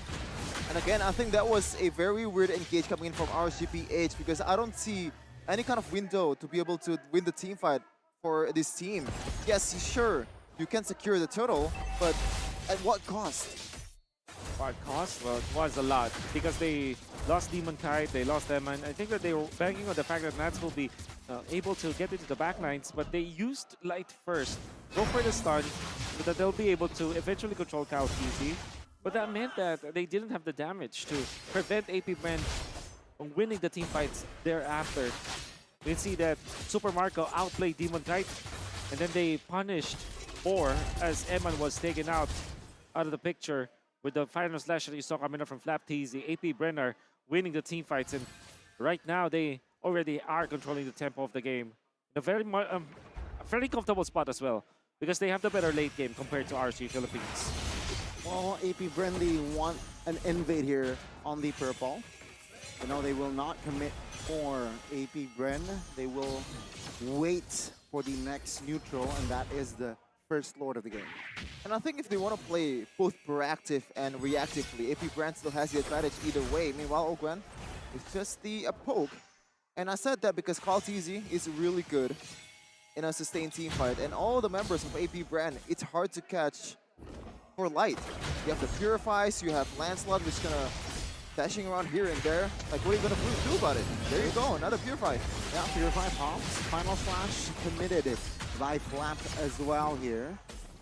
And you can see here both teams just hovering around, perhaps looking for the right timing, right opening here. as they do not want to commit anything over Zealous because Lord is up here. That can be a game changer. The top side actually not. Wow. Will find a sneaky turret take. This is an interesting far lane wolf plot against a Benedetta. Will we see like a solo kill from one of these guys? Absolutely, especially because of the Purify for Super Marco. It's relatively safe, unless he messes up, right? But assuming that both players will just smartly approach that duel, there shouldn't be any fatalities up top. It's just a wash at this point. APBR is still holding on for the Lord. Okay, they will regroup here as Light. He will reposition here. In fact, They could just ignore the Lord and just go for the fight. will they though? Let's see here, Ogwen. Oh yeah, you're right, Ogwen. Well, no, they will just find the Lord comfortably on RSG. No trade whatsoever. Other than the turret top side earlier. I don't think that they will be even be able to take out top after that long lane push. Fortunately, APBR just utilized this Matilda so well as they zoned out Light. Instead of like going for Demon Kite, they went in for Light because they know that Light should be the only reason that they lose that fight. You will be able to get into Kaltisi and utilize the Violet Requiem.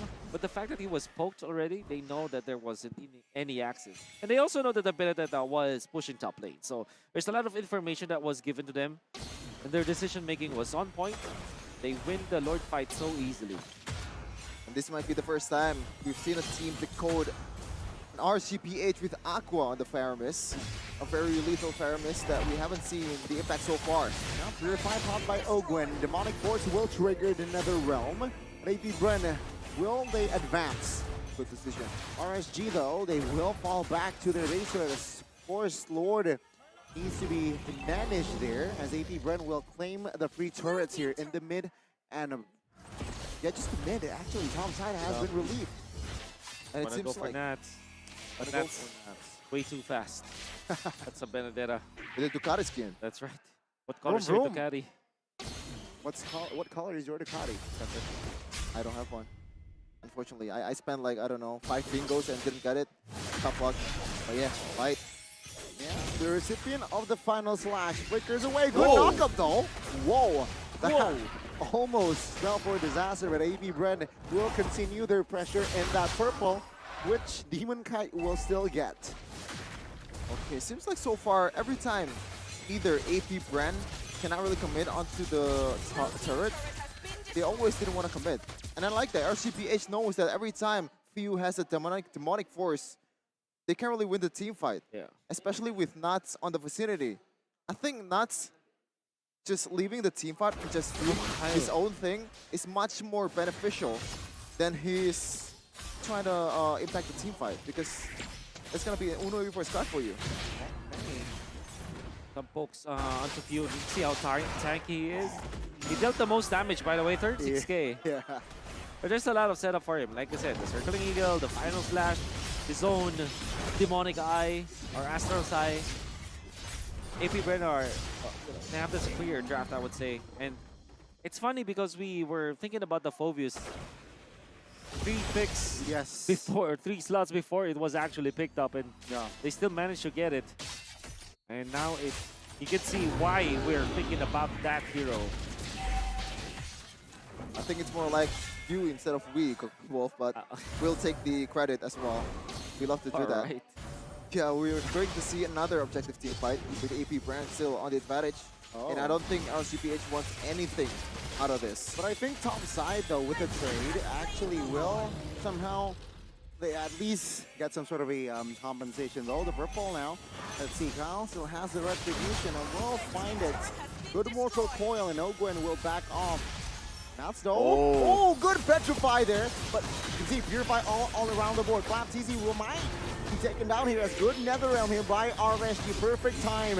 Now Q still with the Demonic Force here as, oh my god, Kyle TZ jumps in towards the backside. Wind of Nature triggered as well. As APBR, good pull, but better Guiding Wind. Wow, what a Guiding Wind coming out from Ogwen. And the timing was perfect too. And Halties just spammed it. Even after the Shadow Stampede, the timing was perfect, so he gets out. Yep. No punishments from RSG Philippines. And look at that. Oh, KalTZ still. Oh, looking for blood at the knockup. KalTZ now might be in trouble. He's going to be taken down. Blazing Web triggered as well as Aqua will be the trade. It's a 1-for-1, no, 2-for-1 as Faramis will have the passive. APBR now maintaining pressure. The mid will not fall, but that's still definitely a win for APBR. Oh, Goni Wolf, you know the team fight and the gameplay is good when you hear the oohs and ahs from the crowd. As Super Marco evaded with the BMI, that was some clean, crisp Mobile Legends on both sides. The kiting, some of the commitment from APBR, that was Mobile Legends at its finest. Oh, very well done coming out from APBR with that play. Especially because they are utilizing this Matilda so well. We can see through the replay. By the way, the Petrify was the choice for Ogwin, which is I think one of the best, or if not the best, battle spell to use in this kind of draft. You can see the saves.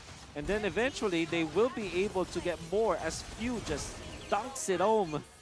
It destroys the entirety of RSG Philippines and then becomes saved by this Matilda.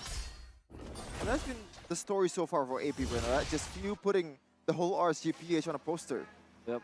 And yeah, like what is the counterplay here? Because so far that's probably the best team fight that RSG PH has done so far. What was different at that one? Did they actually, I think the initial play that made them able to gain some advantage at the time was the read to KalTZ. Yeah. But that was like some miraculous gameplay from Light. Can they replicate it though? That's the question. Oh, Light! Light's now isolated. Perfect time as well. KalTZ and the gang will find a very, very sneaky kill. I'm gonna just shut up right now. But now up top, I think they're waiting for the next Lord. No reason to dive RSG and make a mistake. Just control the Lord as they have done before. The third Lord of the game will be one-sided once again. I like that pickup for coming in from Light. Immortality, he knows that he's the most vulnerable member on the team. He's the main engager, and there's way too much damage from APBR as they just blitz the Lord, even without Nats converting to anything. He's contemplating whether to recall or to just continue his onslaught on towards the bottom lane, and he decided to continue. Well, 17 minutes in. You see here, this is the longest game duration series-wise out of the 3 games. But it's still not another, like, the most competitive one. It's still another, unfortunately, very dominant showing from APBR. I mean, it's not over yet. Yeah, it is not over, but we'll see, we'll see. I don't think, again, as just how usually it is, I think this game depends more on APBR rather than RSG PH. Let's see, though. It's already chunking a lot of HP from, or Few chunking a lot of HP from Nuts. That is not good. This Fovis already has Oracle too, that's more utility, more sustainability. Meanwhile, Nats is trying to make a play. Nats looking for the clear in the mid though. They will sacrifice the base turn here. APBR, good final slash here. Let's see. Will the demonic force come through? Good purify. FlapTZ looking to hold on to the backside. Super Marco will lose his immortality. But Few with the windmill 360 doesn't find the kill just yet. KalTZ finds a kill, and look at that. APBR, they will back away. Oh, Nats is on a different level. Okay. Yes. Nats literally saved the game for RSG Philippines. Without the Claw, there's no push for now for APBR. And my, oh my. All of the hope is already gone for RSG Philippines, but somebody will make the hero play. This time it's Nats with a beautiful Benedetta play. He might have died afterwards, but he saved RSG Philippines. Okay. Humankind now though, isolated. Good final slash. Oh, the knockup from Light will find the 2-man knockup. Now you can see here, Few trying to hold on, but damage will come through. Will be enough as Aqua claims the kill, and no shut down. Light again with the flicker play, and now APBR. Will their momentum be taken away? RSG clearing out the mid. Ogwen, KalTZ backs away. They still want more. Will they claim the inner? Blazing Duet is in within Super Marco's hand. But Ogwen with a knock-up as well. They will claim the base turret. RSG will find the neutralize. And let's see, can they force this one out? Do they want to It's force a it? 5v3. It's a 5v3. 5 TC in 10. Let's see, AP Bren, can they do it? Minions though is there, but no, it won't be enough. AP Bren will have time to breathe. Oh my goodness. The mechanics from both teams. And Kyle wants to go for Eman. Oh, if only, if only. Oh, RSG PH found the light of hope in the hands of light over and over. The catch, the flickers, the micro from this guy. You thought he can only play those Kajas? Chow? The screw for us? No, this is a Guinevere on the roam. We did say that this hasn't been a close game, but we are expecting it to be a close game. Now it is, actually. Yes. Adu mechanic. I think it's a mechanic. And Adu Retri as well, between Carl TZ it's a duel.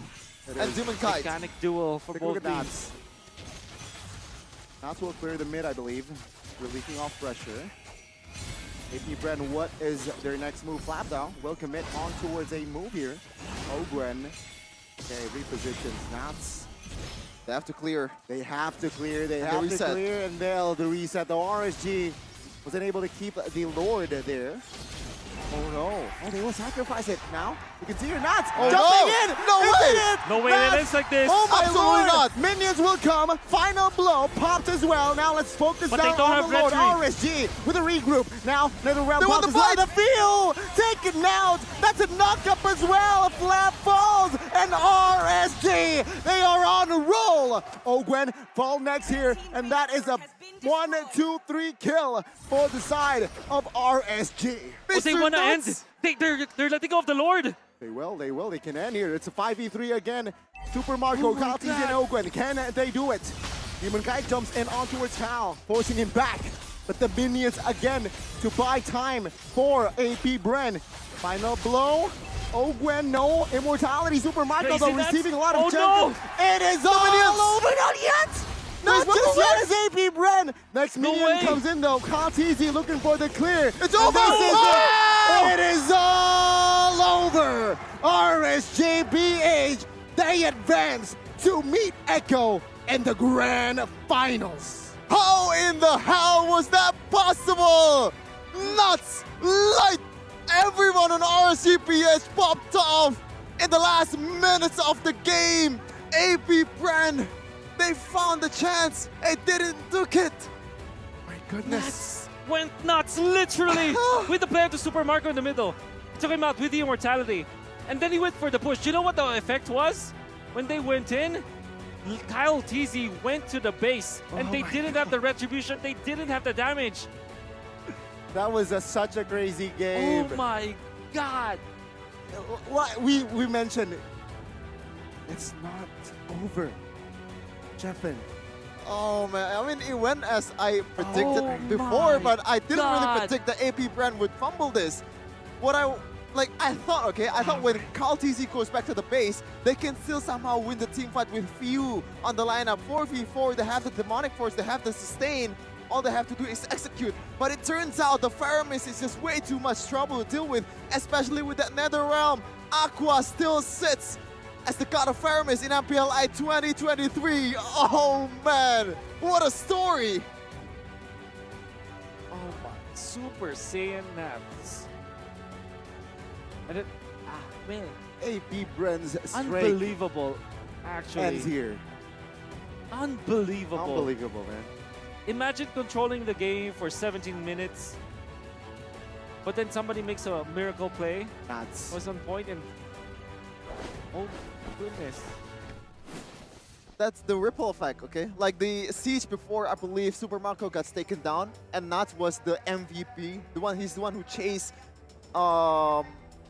Super Marco Right. till the end of the BMI. Even though he has the immortality, actually last by immortality at the time, Yes. somehow still win that one. And they actually just steamrolled the middle lane, and I think that was the game turnaround play. For sure. Yeah. the balls is notes will definitely be noted coming game 3. They seemed panicked. They looked little bit all over the place, right? They don't know what to do. They don't know how to respond. The mid push was very evident, but even with that, they don't know who to send. They send actually the retry holder. They know that there is only one person that can get back. MVP is like 100% kill participation, but there were so many good stand-up players, good stand-up plays from many members of the team. You see Guinevere, Oh my god. eventually with the flicker play that did not actually convert into any kill. Yep. But at the same time, the presence was there. Finds the opening and baits out so many members of APBR. And then eventually Nats, unbelievable play. I mean, Aqua, you could say that he also played so well in this game, right? For sure. But I'm still in shock. And we can see it through the highlights. The highlights of this game. And as you can see, APBR just steamrolling RSG PH in the early to mid game. In the hands of Few, dunking all over RSG PH. I did say that the laning stage, but when it comes to early game team fights, you gotta have to hand it to APBR, and boy oh boy, they did. They won so much. Gonna be taking the Nerdle. I think this was a steal, but when it comes to the team fights, they will eventually be taken out. And I'm excited to see the late game push, because I think that's the only clash that matters, right? There was even a play that Nats did to kind of give RSG PH another fighting chance. You're gonna see it here. Alright, watch out for, obviously, for the Electro Final Blow and the Petrify. I think that eventually they will be able to defend. Super Marco was very low, gets out. And then another S. Open was pretty much on point. Look at that, Nats. And was able to take out Super Marco, and then he dies. But obviously the effect was there. He bought time. Yep. And they will get more. Look at Light connecting onto 2. And that was a huge play. That was a huge play, because those are 2 important heroes. And then Eman was all over them during this fight, dealing the damage as is needed. And we can see that no Kyle TZ in this particular clash, and they fought. And look at that, everybody was around them. RCPH members, they were around APBR. And wow, I think unbelievable. that's probably the best match that we could ask for. I'm glad I jinxed it when I said that we might be looking at the very first bad Benedetta game in this tournament. And somehow I think Nats is the MVP. I'm still It's okay a with personal MVP. Yeah, Light being the MVP, because some of the game-saving play that he did was very much important, especially against 5 members that is hard to catch. These heroes, a lot of dashes. Even Flap TZ, the one that doesn't have a Purify, is also hard to catch. Yeah. And I want to add as well, you jinxed a lot of things today. Well, in this particular game, you jinxed this might be the worst Benedetta performance in this tournament. We might be seeing, okay, we might be seeing. Will favor RSG, but when it comes to early game team fights, you gotta have to hand it to APBR, and boy oh boy, they did. They won so much. Gonna be taking the Nerdle. I think this was a steal, but when it comes to the team fights, they will eventually be taken out. And I'm excited to see literally one miracle play coming out from Nats for them to crumble. And that's the thing with APBR, right? I think we talked about how they're not a team that's good at long games. They're very good at short games. They're very good at dominating their opponents. But when it comes to games where it is prolonged, you're gonna be surprised. APBR kind of struggled. In this particular match, game, they didn't struggle per se, right? They didn't make any bad calls. Yeah. They literally were just outplayed. And there was a miracle that RGPH did. And I guess that's something that APBR needs to solve, the way that they should look for recovery when it comes to their momentum and when it comes to their decision making. I'm speechless like this. I don't really feel like breaking down the stats, because what just happened is obviously much more important. Exactly. It's not about the stats. Yeah, it goes beyond stats. Yes. Because in the early game, I believe it was like... It was all APBR. Yeah. It was all APBR. It doesn't matter where you started, how you finish. And this is also another example of don't give up. Yep. Too early. That's 17 minutes. Wow. Kyle TZ is the rich guy. Few is the most damage taken. But when it comes to like the the carry of the team. 102 damage from Eman as the Brody. Yeah. And what did I tell you? If there is somebody who can win with the Brody, that's just Eman, exclusively Eman. And somehow also break your statement. Can't win on a Brody. Yeah. No. Yeah. Wolf. And you prove it wrong. I did say though that if there is someone that Yes. can win with the Brody, True, it's true. Eman. You So saved it, it's you still saved it. pretty True. correct, you know? True, but He again, plays it so both ways. differently. Imagine, like, typically when you see a Brody, they pick up Heptasis, first item. Yeah. You see this guy, BOD, BOD. first item. And rarely do we see To a protect comeback her. game from a Not Brody. even the Right, cosmos right, can right. stop me. But I think that they utilize the Brody in the late game much better than any other team would, because he's literally in the middle of the fight. It's like a walking, it's not even an attack, it's like a walking trap, right? And you kind of dial in and you kind of tunnel vision into going for the Brody. And I think that the only reason why they were able to win this game is because of the fairness with the Brody, because you kind of use your marksman as a trap. And the more that you put the Brody in the middle of the fight, the more stacks you make. And then eventually you pop the turn apart memory, you destroy everyone, right? Late game Brody is I not heard as strong as the Layla Claude, but accompanied if you land you all of during your my stacks absence. and you have the turn apart Thank memory, you it for hits like a looking top. after her.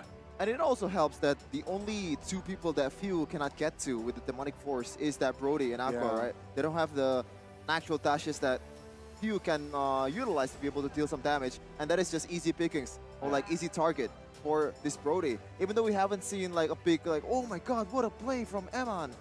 It's still the silent killer, right? He still deals the damage, he still puts some pressure on towards the opposing team, and that is why this is the only guy that can play the Brody in this kind of situation.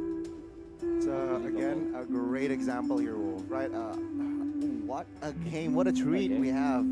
A reverse sweep from RSG, where we thought APBR was got in the bag, won the first game. They will take that momentum, but no, with the adjustment that they make with the same sides as well, right? Blue side RSG, red side RSG. Don't be deserves afraid the grand to final. brave the I mean, it's road still kind of ahead. fair, right? That RSG PH and Echo is Can the I one open who one? qualify. Yeah, you sure. That You game can was, eat it right now. The game was so intense. I need this. You need a sugar rush. You need some sugar to flow through your brain. Yeah. Listen, all right? You guys talk. I'm like, That one was my plan. Okay, fine. I'm gonna solo cast probably here. I So mean, yeah, we you can can- rise above the pang of I hunger heard Layla and unlock the full accompanied you flavor during of my MPLI absence. with Hello Panda, Thank Hello you Panda. for looking after From her. creamy chocolate to several other kinds of flavor goodness. This is the Unbelievable. double chocolate. This is the original chocolate. This is cookies and cream, vanilla, strawberry, and we also have cream cheese apparently. And I think they should add matcha or something because a lot of Indonesians love Don't be matcha. afraid You to love brave matcha. the Yeah. road ahead. You don't love matcha? I don't want to say it on stream. Oh, okay. But I don't like matcha. I'm gonna.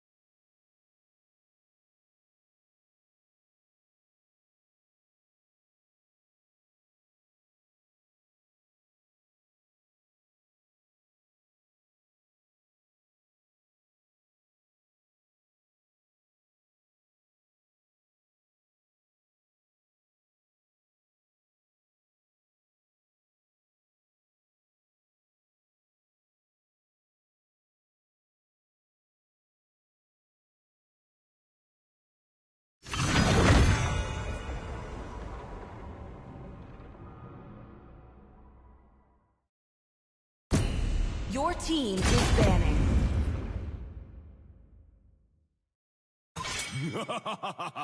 The enemy is banning. Ninja has arrived.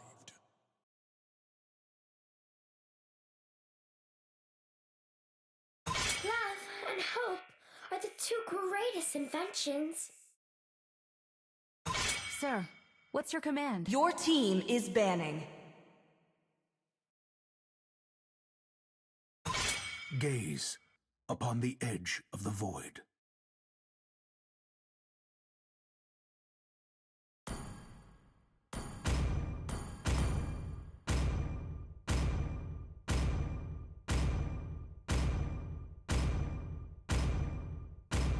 Sniper ready. Give me a target. The enemy is banning. I am the priestess of primal Your lightning, team is the picking. hunter of all the evil gods. I am a daughter of Northern Vale. The enemy I is swear picking. to protect it till my last breath. Ready, go!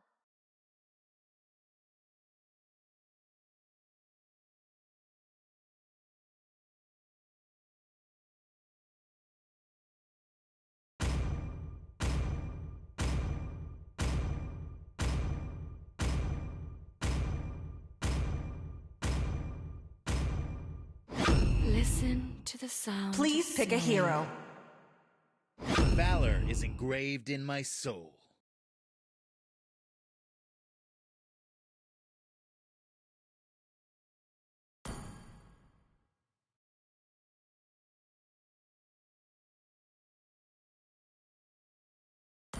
When the body suffers, The enemy is picking. wounds.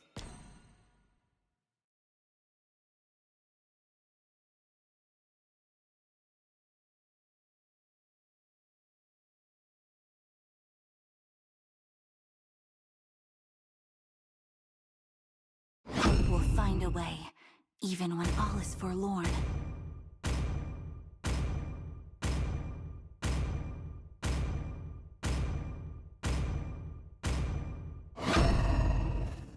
Your team is picking. Of imprisonment.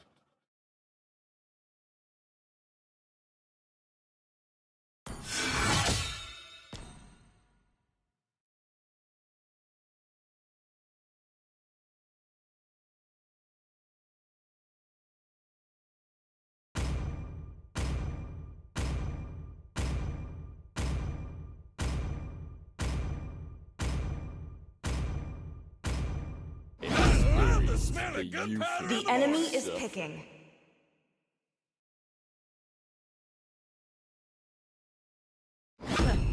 I do what I want to do.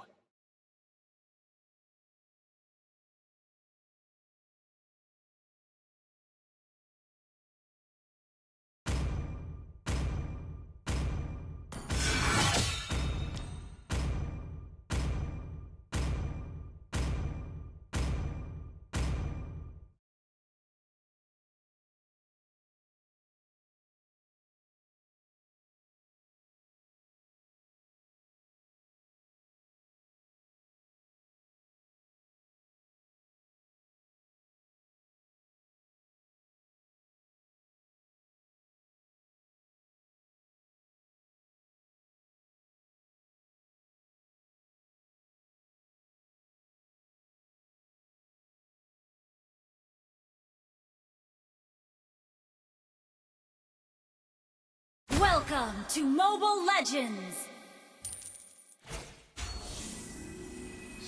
5 seconds till the enemy reaches the battlefield. Smash them! All troops deployed! Initiate retreat! Initiate retreat!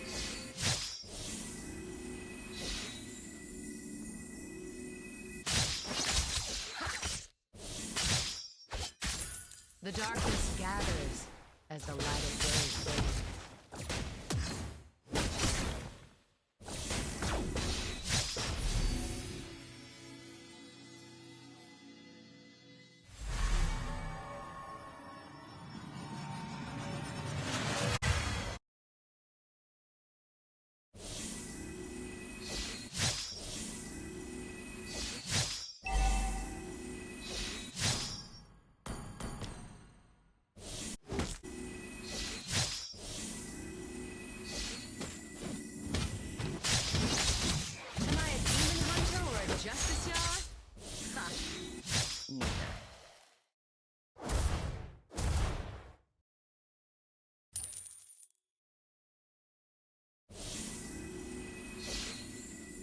Manners? There's no place for manners in battle.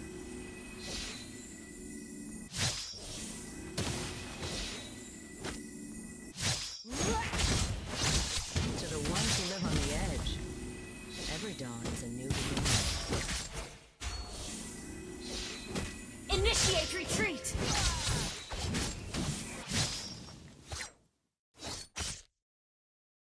Every new day is worth celebrating in this cursed land.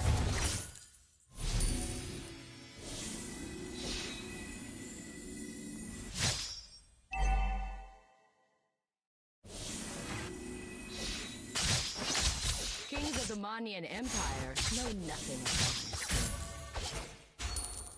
Gather at the turtle! Okay. Let's dance with blades! First blood.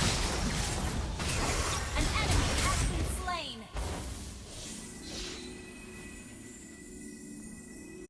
Kings of the Manian Empire know nothing of honesty.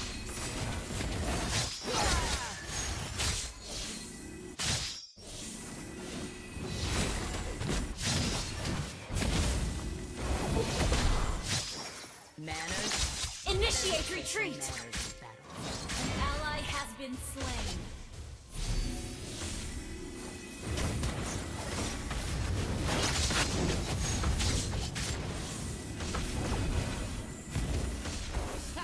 The darkness gathers as the light of day fades.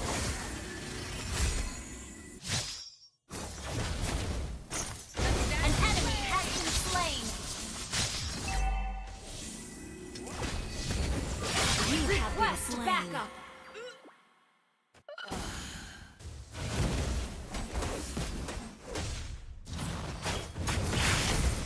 An enemy has been slain.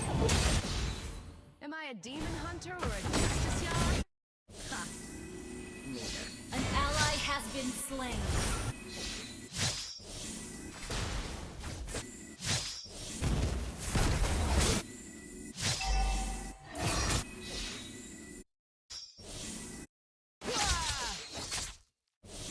An ally has been slain.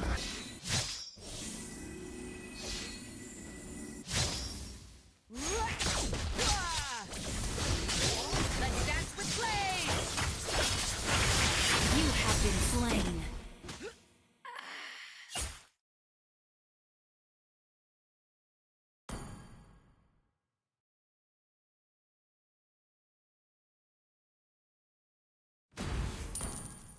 To the ones who live on the edge, every dawn is a new beginning.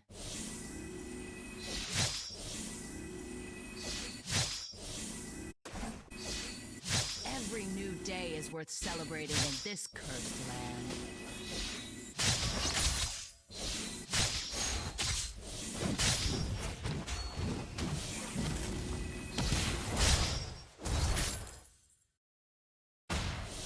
Kings of the Manian Empire know nothing of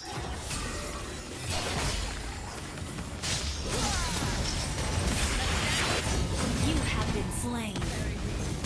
foot. An ally has been slain. I'll be. Watch.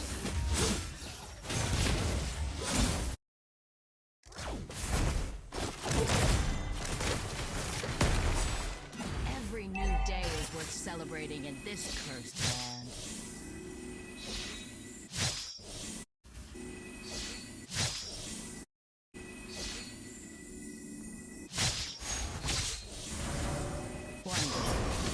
The enemy has slain the turtle.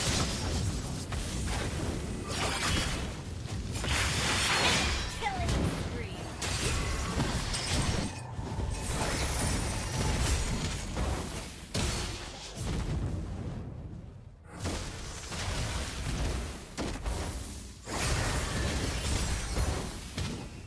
Manners? There's no place for manners in battle.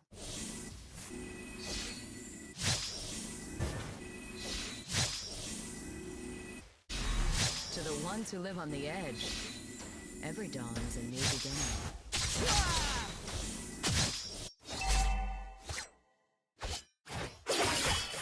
Let's dance with blades! At the foot of the mountain, I'll be watching.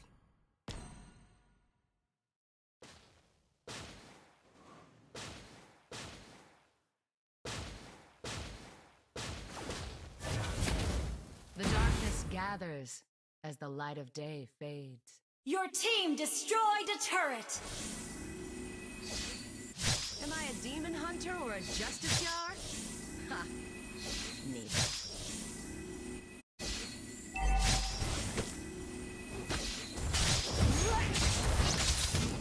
One day, the flowers will bloom again in the barren land.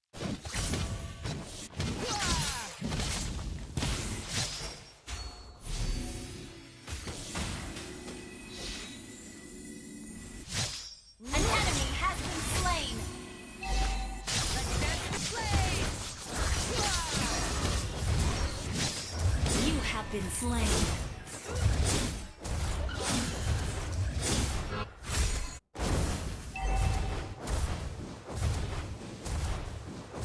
Our turret has been destroyed. An enemy has been slain. Your team Gather at the destroyed turtle. a turret is under attack. Every new day is worth Shut celebrating. down. Cursed land.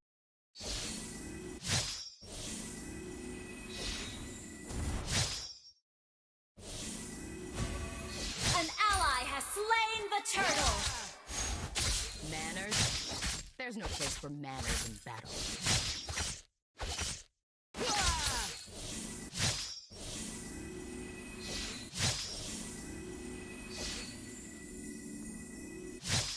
Killing spree.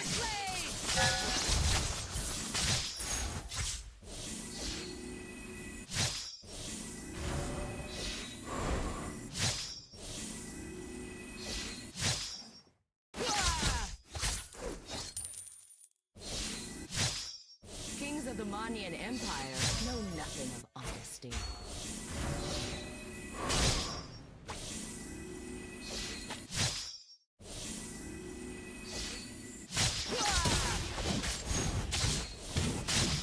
Initiate retreat.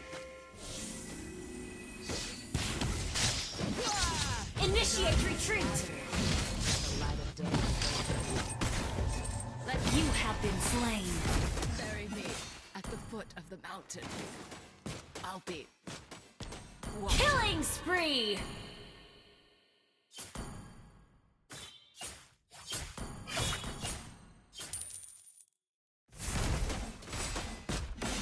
Your team destroyed a turret.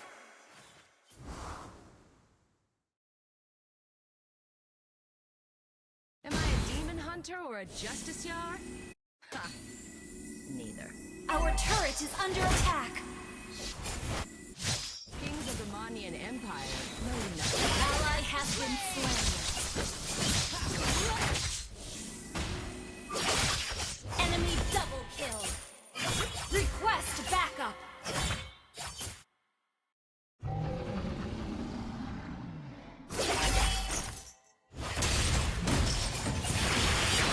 Killing spree.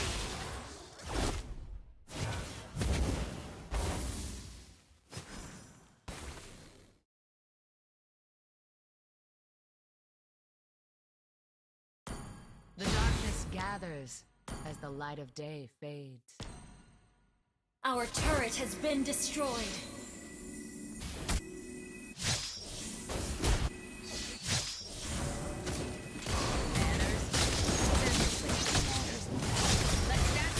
Enemy has slain Lord. Mega kill!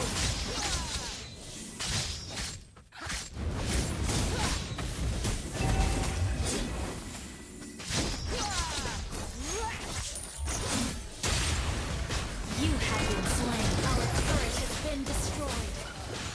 Enemy rampage. Don't give up. Let's try again. Our turret is under attack.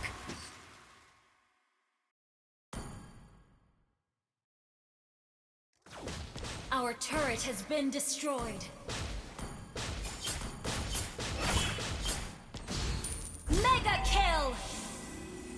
Our turret has been destroyed. Our inhibitor turret is under attack. Our turret has been destroyed. One day, the flowers will bloom again in the barren land. Shut down! Enemy unstoppable!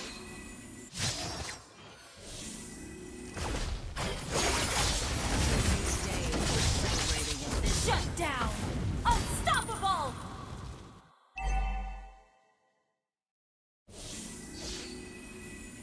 An ally has been slain. Monster kill!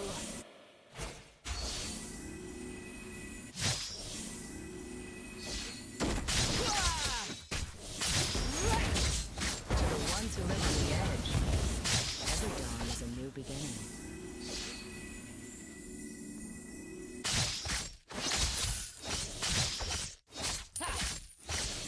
Our inhibitor turret is under attack. Am I a demon hunter? Our or a turret has justice been dog? destroyed. Neither. Let's dance with blades! Kings of the Romanian Empire knew nothing of honesty.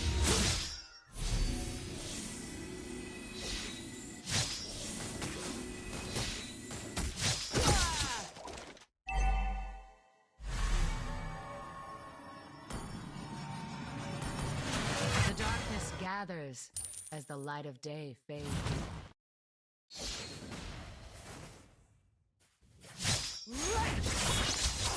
Manners?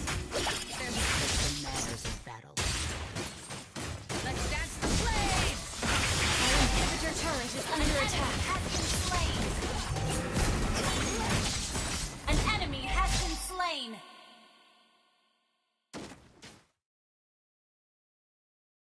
Request backup.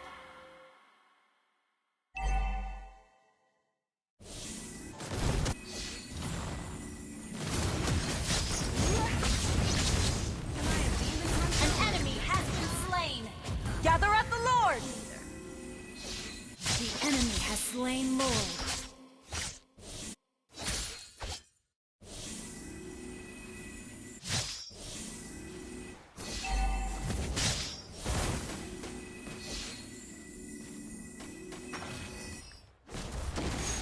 Let's dance with blades! You have been slain. Killing spree.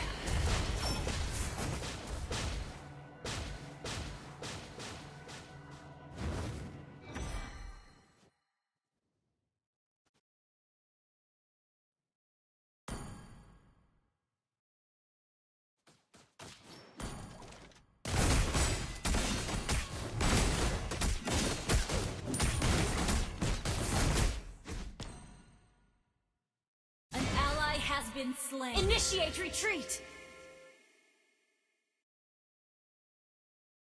One day, the flowers will bloom again. Our inhibitor turret is under attack.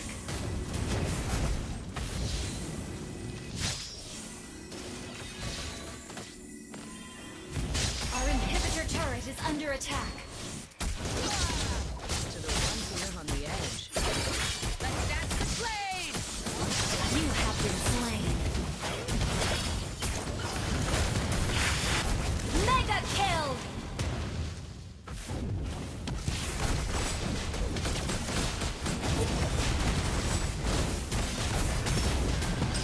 An enemy has been slain.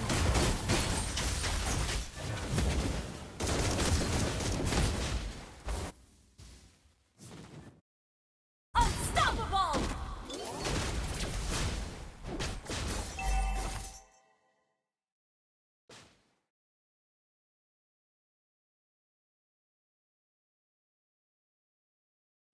Enemy killing spree. Every new day is worth celebrating in this cursed land.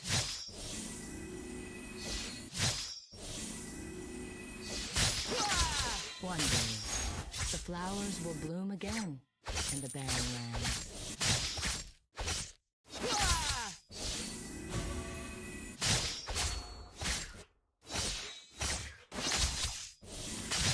The darkness gathers as the light of day fades.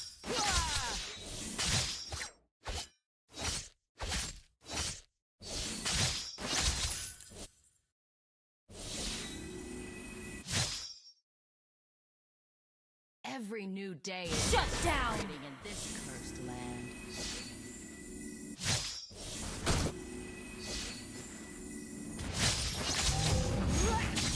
Am I a demon? Killing spree! Shut down! Godlike! Initiate retreat! Live on the edge. Every dawn is a new beginning.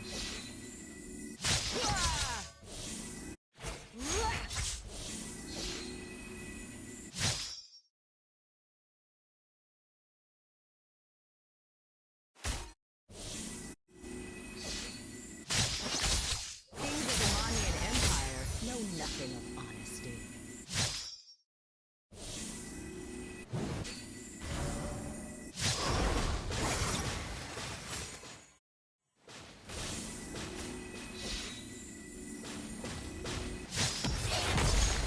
Let's dance with flames! An ally has slain Lord! Enemy rampage!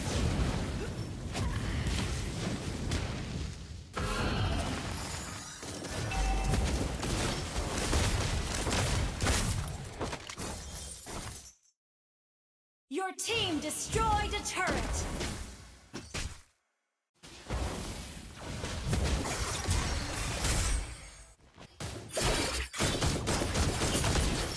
An ally has been slain. Request backup!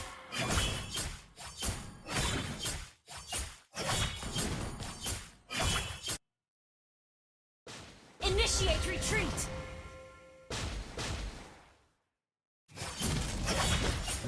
Initiate retreat! Darkness gathers as the light of day fades.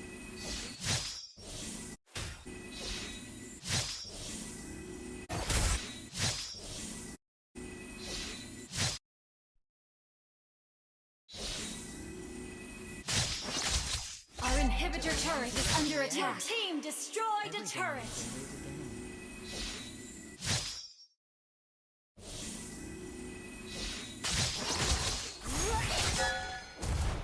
Am I a demon once more? Let's dance with flames!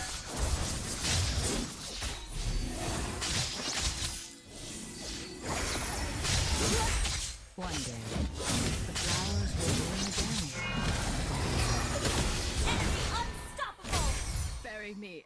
at An the enemy has been fountain. slain! I'll be watching.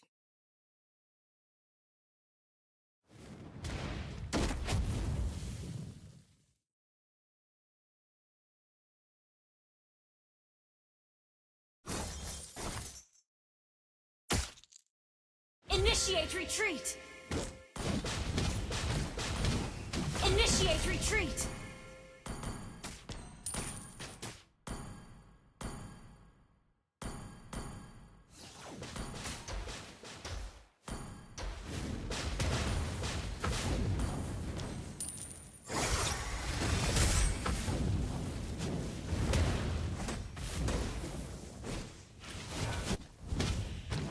Every new day is worth celebrating in this cursed land.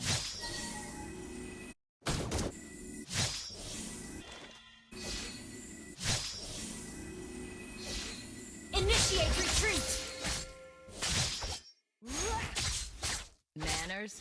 Initiate retreat! Manners. Initiate retreat!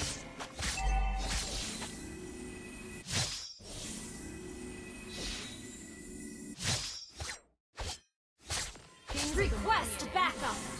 Nothing of honesty. Let's dance with flames! You have been slain. Legendary!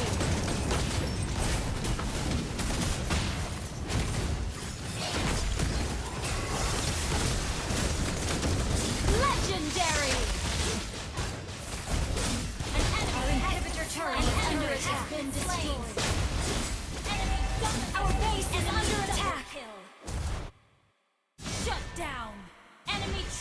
kill.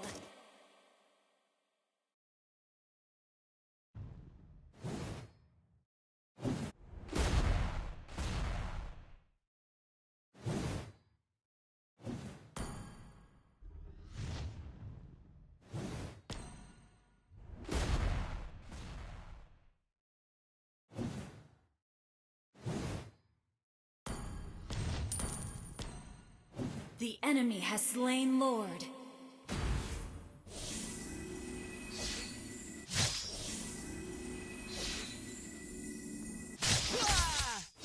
Am I a demon hunter or a justice yard? Ha! Neither.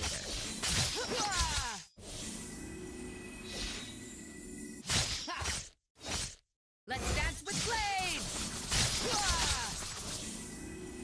The darkness gathers as the light of day fades.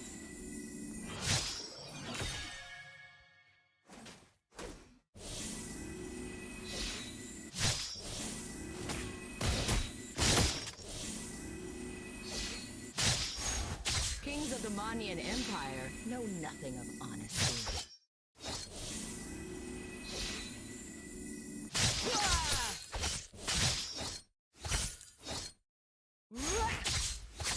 Enemy legendary! An ally has been slain. Our base is under attack.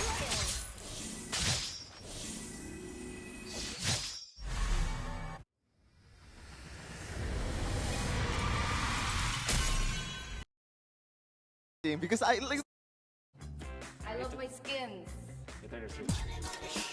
Roughly 25,000 Malaysian ringgit. How much is that?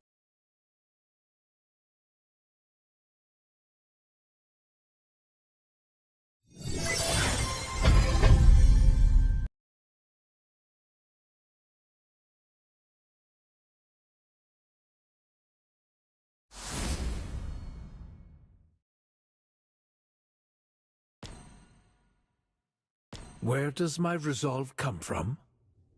Being a father, for one.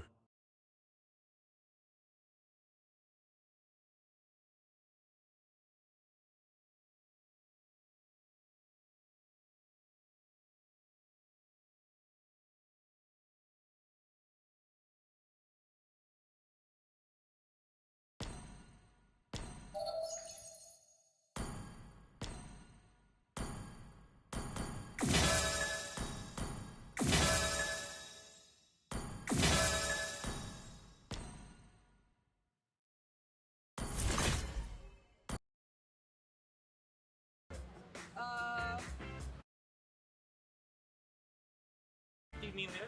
No, only, It's only 3 million. 3 million. Okay. Thank you, Moon. Thank you, MPL. Let's say I could buy a car with that money. Really? I spend a lot. 30 million rupiah. Zero. Yes, I just earn diamonds from events or when sometimes there's a bonus diamonds when we are winning some tournaments. Okay. So I spend zero. Maybe only 1 million because some of them sponsor from Moon. Thank you. Thank you, Budon. Thank you. Small only because I'm on KOL, you know KOL. They give us free diamonds if we do live stream. $100 max. I think it's for change name. Only for change name. Probably like 2 million IDR. That's like what, 160 bucks? Yeah, that's a lot. Is that a lot? I mean, I feel like the other casters will spend more. They'll tell you they spend more. Who do you think spent the most? Momo-chan. It's Eterna. I was about to say Eterna, but I said Momo-chan because she's been here longer, right? I never spend money at all. All my diamonds is supported by MPL Indonesia. Thank you so much because I'm the one of caster who never have skin at all, really.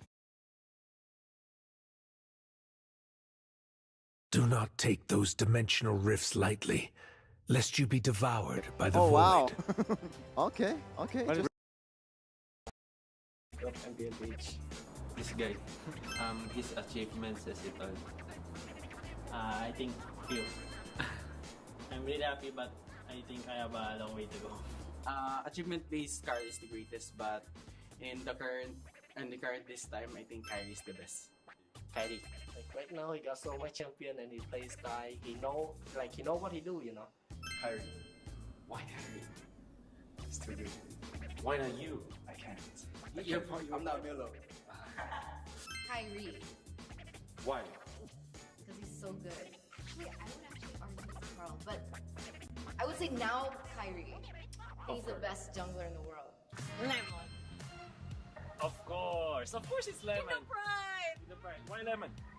He's still playing from the first and MPL until now, even though he was break for a while, but he come back and his skill is just out of the world. Out of this world. The alien. I think for now maybe Kaltizi because he already won 2 times. He's young, and then he's talented. That's why he's really good. Carl TZ. Why Carl TZ?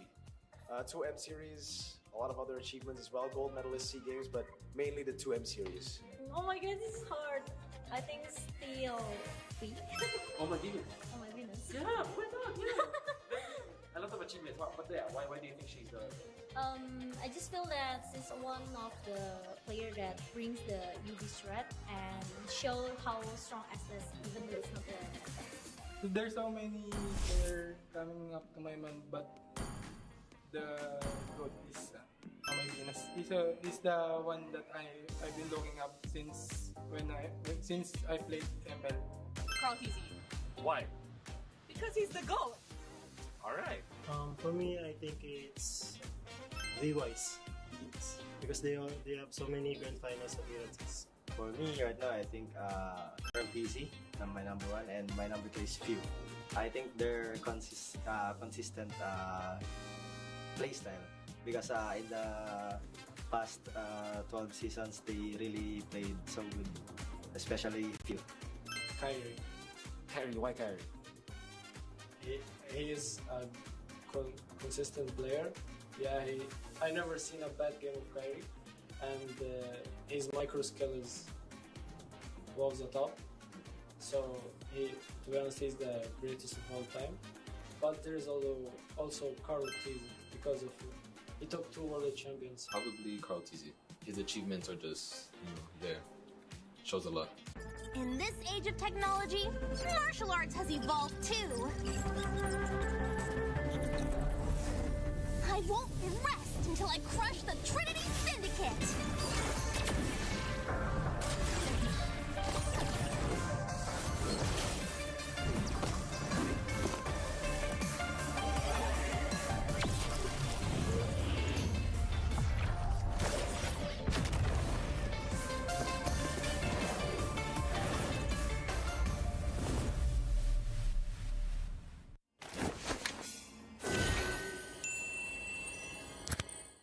Sosok leader juga ada di dalam tubuh dia, yang mana di background kita susah cari sosok seperti Vin. Ya ini kesempatan yang bagus buat Araki sama gue buat move on lah.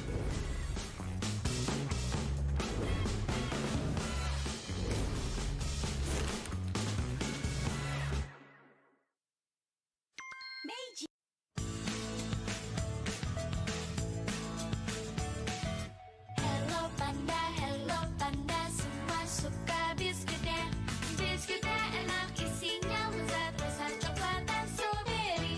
Hello panda, semua suka biskuitnya. Biskuitnya enak, isinya lezat, rasa coklat dan strawberry. Hello panda, biskuit isi yang enak.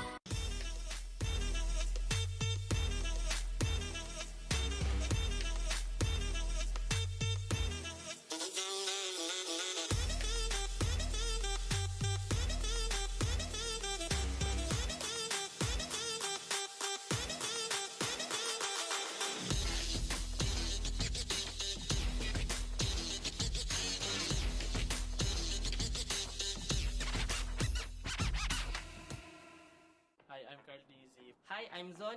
Hey guys, this is Rose. Hi guys, this is MP the King. This is One Esports. 15 seconds hero challenge.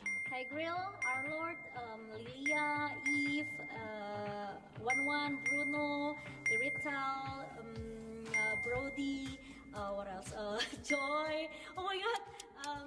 And then, oh my god. Laila Balma. Balmond, Saber, Silong, Guinevere, Xavier, Joy, Fanny, Ling, Hayabusa, Pedrin, Baksha, Akai, Alpha, Benedetta, Kari,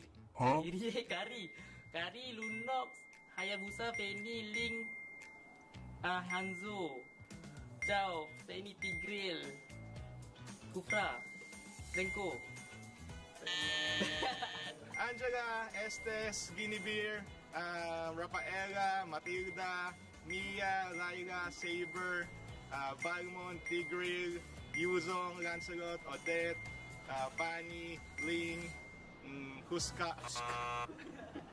Mia, Laila, Balmond, Ting, Lance, Nolan, Joy, Eve, Farsa, Valen, Kagita,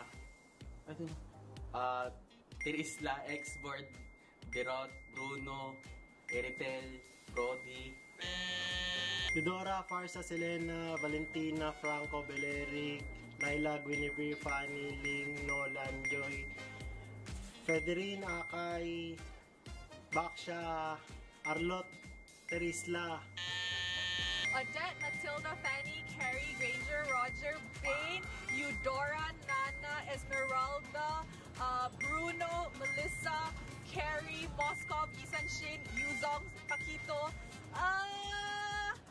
Bellman. Let's go!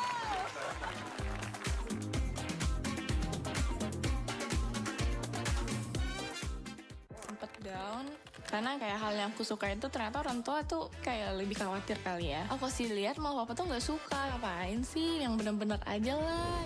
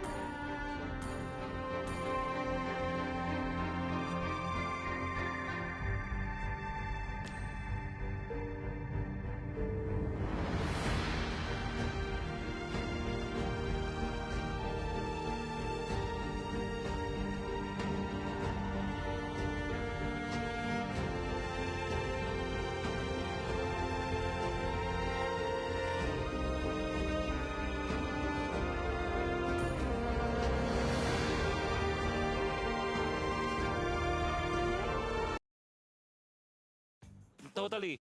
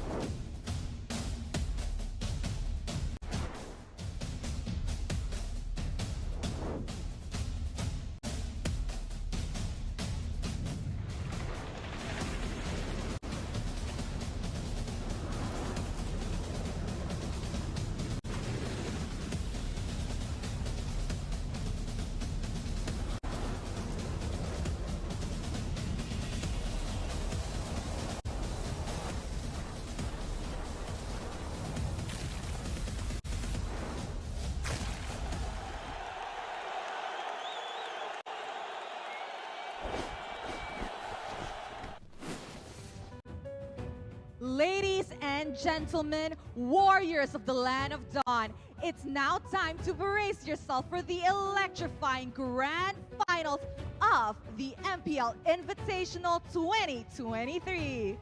Panggung telah siap dan arena pertempuran pun menanti. Kita akan menyaksikan sejarah baru yang akan terukir dari tim yang beradu. Untuk kali pertama, kita akan menyaksikan bahwa tiada powerhouse dari MPLI yaitu Indonesia yang telah tersingkir. Dan akan seperti apa sejarah baru yang akan terukir. In a fiery competition, both these teams have faced trials, conquered giants, and has etched their names into the world of esports. Malam ini bukan hanya tentang skill, namun kita akan melihat bagaimana semangat dan energi mereka yang akan dipecerahkan, yang akan dicurahkan, yang diberikan untuk pertarungan yang begitu luar biasa. To the fans worldwide, your voices matter. Who are you rooting for in this grand finals of MPLI? Use the hashtag RiseAbove and be part of this history. Dan jangan sampai lupa untuk mendukung semua tim yang kalian sedang dukung. Tulis dengan hashtag dan berikan energi kalian, karena energi positif kalian tentu akan kami rasakan. As the clock ticks, the tension mounts, and the virtual arena is about to erupt. Behold the beginning of an odyssey, the grand finals of the MPLI 2023. Bersiaplah dan saksikanlah, inilah dia match penutupan, match puncak dari Grand Final of MPLI 2023. Will the Orcas be echoing in the MPLI arena tonight? Or will RSG Philippines will take their second trophy, international trophy that they want to achieve? We all know that this is a battle between the powerhouses of the Philippines. We have Echo as our M4 World Champions, but we also have RSG Philippines as the MSC 2022 Champions. Kita akan menyaksikan pertarungan yang begitu dahsyatnya dari dua tim yang punya histori dengan sangat banyak mereka terus kehujanan dari trofi yang bergulir di tangan mereka. Dan kita pun tahu bahwa semua fans di seluruh Indonesia bahkan dunia yang sedang menantikan akan seperti apa pertarungan dari kedua tim yang begitu memukau. Perjalanan mereka begitu panjang dari 16 tim yang beradu. Kembali menjadi 8, setelah hari pertama menjadi 8, kembali menjadi 6, dan yang terakhir hari ini kita melihat ada 3 tim yang beradu dan menyisakan 2 tim terbaik di MPLI 2023. We started off with 16 teams from 8 regions, down to the 8, down to 6, down to 3, and now the final 2 from the Philippines. I am sure not just the Indonesian fans here in the MPLI arena is ecstatic, but the Filipinos, the Malaysians, everybody who are watching worldwide are just as ready for our MPLI Grand Finals. Yep, dan ini adalah yang dinantikan pastinya. Semua orang mungkin terkejut bagaimana dua tim ini berperforma. Dari kita lihat grup stage yang begitu hebatnya, mereka masuk ke dalam upper bracket dan membuktikan diri. Dari Filipina, kita melihat betapa kekuatan mereka, dan hari ini hanya akan ada satu tim saja yang akan mengangkat piala dari MPLI 2023. Yes, Clara, only one will be champions of MPLI 2023. So for those of you guys who are watching at home, don't forget to use the hashtag RiseAbove on social media and under the comment section of this live stream to let us know who your pick is and why. Yep, and I know everybody is ready to watching to witness the greatest battle of MPLI 2023. This is the grand final. So it is time to see MPLI 2023. It's time to rise above.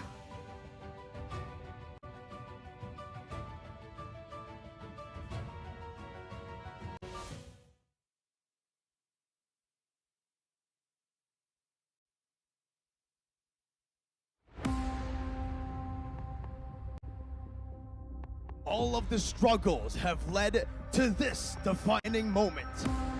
Every drop of blood, sweat, and tears is about to pay off. 16 teams, 8 regions, 2 finalists, and 1 trophy. Who will raise the trophy and rise above at MPLI 2023? It's time for the grand finals between Echo versus RSG Philippines. The mid laner from Echo, number 2 top KDA in MPLI 2023, Sanji. And from RSG PH, number 4 top KDA, Aqua.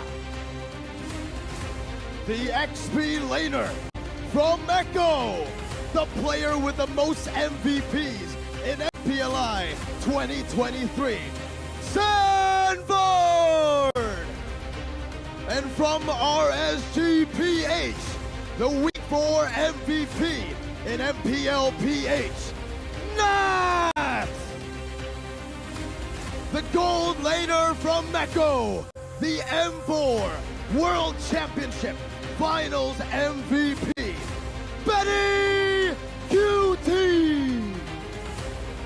And from RSG PH, the MSC 2022 Finals MVP, Eman. The roamer from Echo, number 4 top assist in MPLI 2023, JP. And from RSG, number 1 most assists in MPLI 2023, Light. The jungler, the GOAT, the 2-time world champion, Carl TZ. From RSG, the regular season MVP and dream team of MPL Malaysia Season 12, Demon Kite. Last but not least, the mastermind of both teams, from Echo, Coach TikTok. And from RSG PH, Coach Theo. The journey is nearing its end. Finally, we will be witnessing the birth of a new champion. Who will claim the MPLI throne? Will it belong to Echo or perhaps RSG PH? The answer will soon be revealed in the grand finals of MPLI 2023 as they rise above.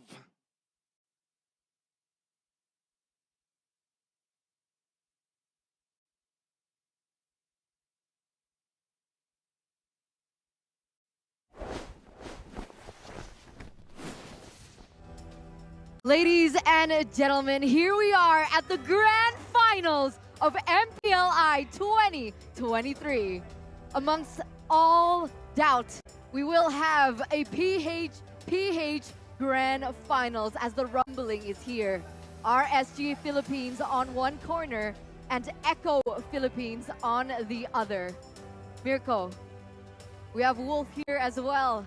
My name is Eterna, and I gotta say, that intro was electrifying, bro. I got goosebumps. Yeah, I kind of cracked my voice a bit also. You can probably hear it right now. Got to take some time to maybe chill a bit more. All right.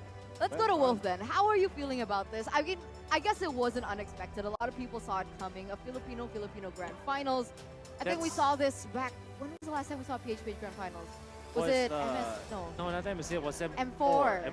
All right, so I'm not surprised about, I'm happy that it's a PH versus PH finals, but I'm surprised about who the grand finalists are.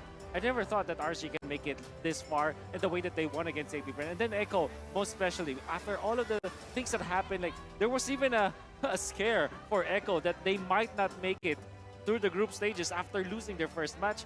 Then they go to the upper bracket and now they're in the finals. Unbelievable storylines for both teams. I agree. I mean, even yesterday when I was casting, I was like, okay, I believe that, I think it was from RQ Akira, they mentioned that, okay, top 2 grand finals, it's going to be Bren and Echo. And I was like, okay, I agree with AP Bren, but I don't know if Echo's actually going to make it to the grand finals. And here we are with just completely, it's mind-boggling, unexpected outcome here. I think especially for Echo, right? The fact that they were able to break a lot of people's doubts and questions through getting to the grand finals, not only getting there, but getting there through an upper bracket finals win against the favorites, APBR. I think most people predicted APBR, maybe Geek Fam even, to make it to the finals, but especially considering the result of MPL PH Season 12, the amount of hate that Echo has been getting as well, how are they going to be preparing for it mentally, right? Yeah. The answer is they don't care about anything except making it to the finals. And here they are. We gotta talk about like the history of both of these teams, right? If I'm not mistaken, RSG was 4th and then Echo was 3rd place. That's right. But it was Echo that had to cut the dreams of RSG PH short. That's right. It was Echo that eventually eliminated RSG Philippines, and then RSG went down the door brand because of Brent. So like the top 3 teams that we have right now in MPLI have a long history.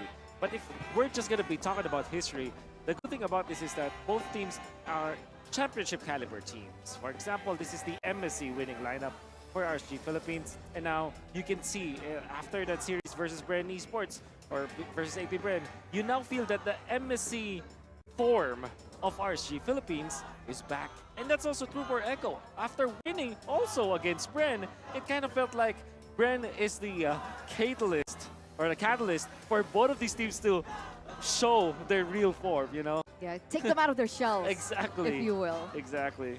And that's crazy. The performance that we saw from RSG PH, I mean, even earlier on with how they were able to landslide Aqua, picking up a Maniac on the Faramis. I'm actually curious to see his average KDA. It's 8.4. I think we've seen a little bit higher from a couple particular players, but for Aqua himself, I think he really just turned on in the last few moments of this tournament. I also mentioned in the previous game that actually the KDA, the average KDA for RSG Philippines just skyrocketed because of their 25-0 win, and then it was followed up by a 14-1 victory also. So their average KDA it skyrocketed because of the 25 love set. They're a very inconsistent team, right? That's what we know them for. But after getting those 2 dominant victories, you're right, man. Damn. I mean, even for a light, he was sitting at what, like a 3.4? Yeah, exactly, or even sub 3. Really goes to show what a 25-0 game can do to your statistics, right? My lord. Yeah. We were all shocked with the result yesterday. I mean, I think even more so today. Most people predicted APBR. I think for me as well, I was expecting APBR, but the Mirko in me was really rooting for RSG PH, just like in MPL PH, right? Yeah. Love the way they performed with Irad, not Demon Kite. With this new roster, I don't want to ask you, Wolf, is Demon Kite back? Is this MSC 2022 RSG and Demon Kite? I guess the metagame kind of allows it to be that case, right? Except because we know that Demon Kite is one of the players that kind of pioneered, together with SDZYZ, pioneered that tank jungle meta or utility jungler. And now that we are seeing that that is actually the choice, now I can see that maybe, Demon Kite is back. If he probably brings back some of his assassins, maybe if he can play more heroes, right? You add to his hero pool, that is when I can say, yeah, probably Demon Kite is back. As it stands though, he's up against Carl TZ. His, Carl TZ's talent and skill never waned. Is he the GOAT? The young GOAT. Is he your GOAT? I would answer that question after M5, but currently yes. Oh. He's the GOAT, right? Like So if you wins M5, right, then it might change. Is that what you're trying to say? If APBR wins, my GOAT is few, uncontested. Yeah. On the talent prediction, though, it's kind of a split. It's an Echo sandwich. It's an Echo sandwich. It's an Echo sandwich with me in the middle. The only one here vying for RSG PH. I think it really depends. It was very difficult for me to choose. It was. But it really does depend on how the game goes. I think a lot of people have even already talked about this. I think the casters before us had already talked about this, that when RSG PH, they get the ball rolling, it's very hard for anyone to be able to stop them, even a tournament favorite like APBR. Expect the unexpected. I think that's what I said about Homeboys, but I also do believe the same for RSG PH. I didn't know that they would be the ones to knock out the tournament favorites. Me neither, man. I mean, technically for RSG PH, I don't know what we said it. They're very inconsistent. They're very unpredictable, and that's exactly their strength as well. If they get a death ball or some random momentum in the middle of the game, they can pull off a massive comeback. AP Bren were the better team in the first all the way to like the 19th minute of the third game of RSG versus AP Bren. But RSG PH, they have a way, always, even in MPL PH, to flip that switch and go from 100, no, from 0 to 100. That acceleration, man. They can do that because they technically have a Hulk, and that is Nats, right? There These was even Nats? yeah, maybe. Because the thing with Nats is, he's very inconsistent, think about it. But when he is on point, when he's in the zone, he can carry the team. And I think that was the overall storyline, at least from my perspective, during MPL PH Season 12. And I keep saying that on broadcast, that if Nats woke up this game will be totally different. And that's literally what we saw the last game. Like, they unleashed the Hawk. They unleashed Nats. They unleashed the Super Saiyan or whatever. Maybe we can come up with something about Nats, but I think that is his identity. He changes the game so much if he becomes in the zone. But it's up to RSG and how to consistently make it so that he will be a beast. You know? And I'm pretty sure that he is looking for that, right? I'm pretty sure that he's also looking for that revenge, because there were a lot of clips on a lot of social media platforms with Nats crying on the stage when Echo was able to knock them out with the white hoodie. Yeah, that's right. Yeah, so there's definitely just blood boiling for Nats. You mentioned that might be just the turning factor. So let's see if the drafting phase can unlock the potential of not just Nats, but all the other players as we get into the drafting phase of game number 1 in this best of 5 series. Ladies and gentlemen, remember, now that we're entering the grand finals, it is no longer a best of 3, but it is now a best of 5. Full-on best of 5, that starts in the draft. And honestly, there's something that I want to ask you as well, Wolf. The fact that RSG PH coming into this tournament, not only do they have a change in the jungler with Demon Kite stepping back in, but also the coaching department. In MPL PH, it's Panda. Theo's the analyst. Now he is the head coach. He's the man behind these immaculate drafts for RSG PH. There it is. So to live is to I think the answer to that is Coach Theo is stepping up. I think it was more of a trial by fire now that he's leading the squad. It's like, this is meant to be so that Coach Theo will have more control of the team. All right, and I was able to speak to this guy. He's prepared. I think that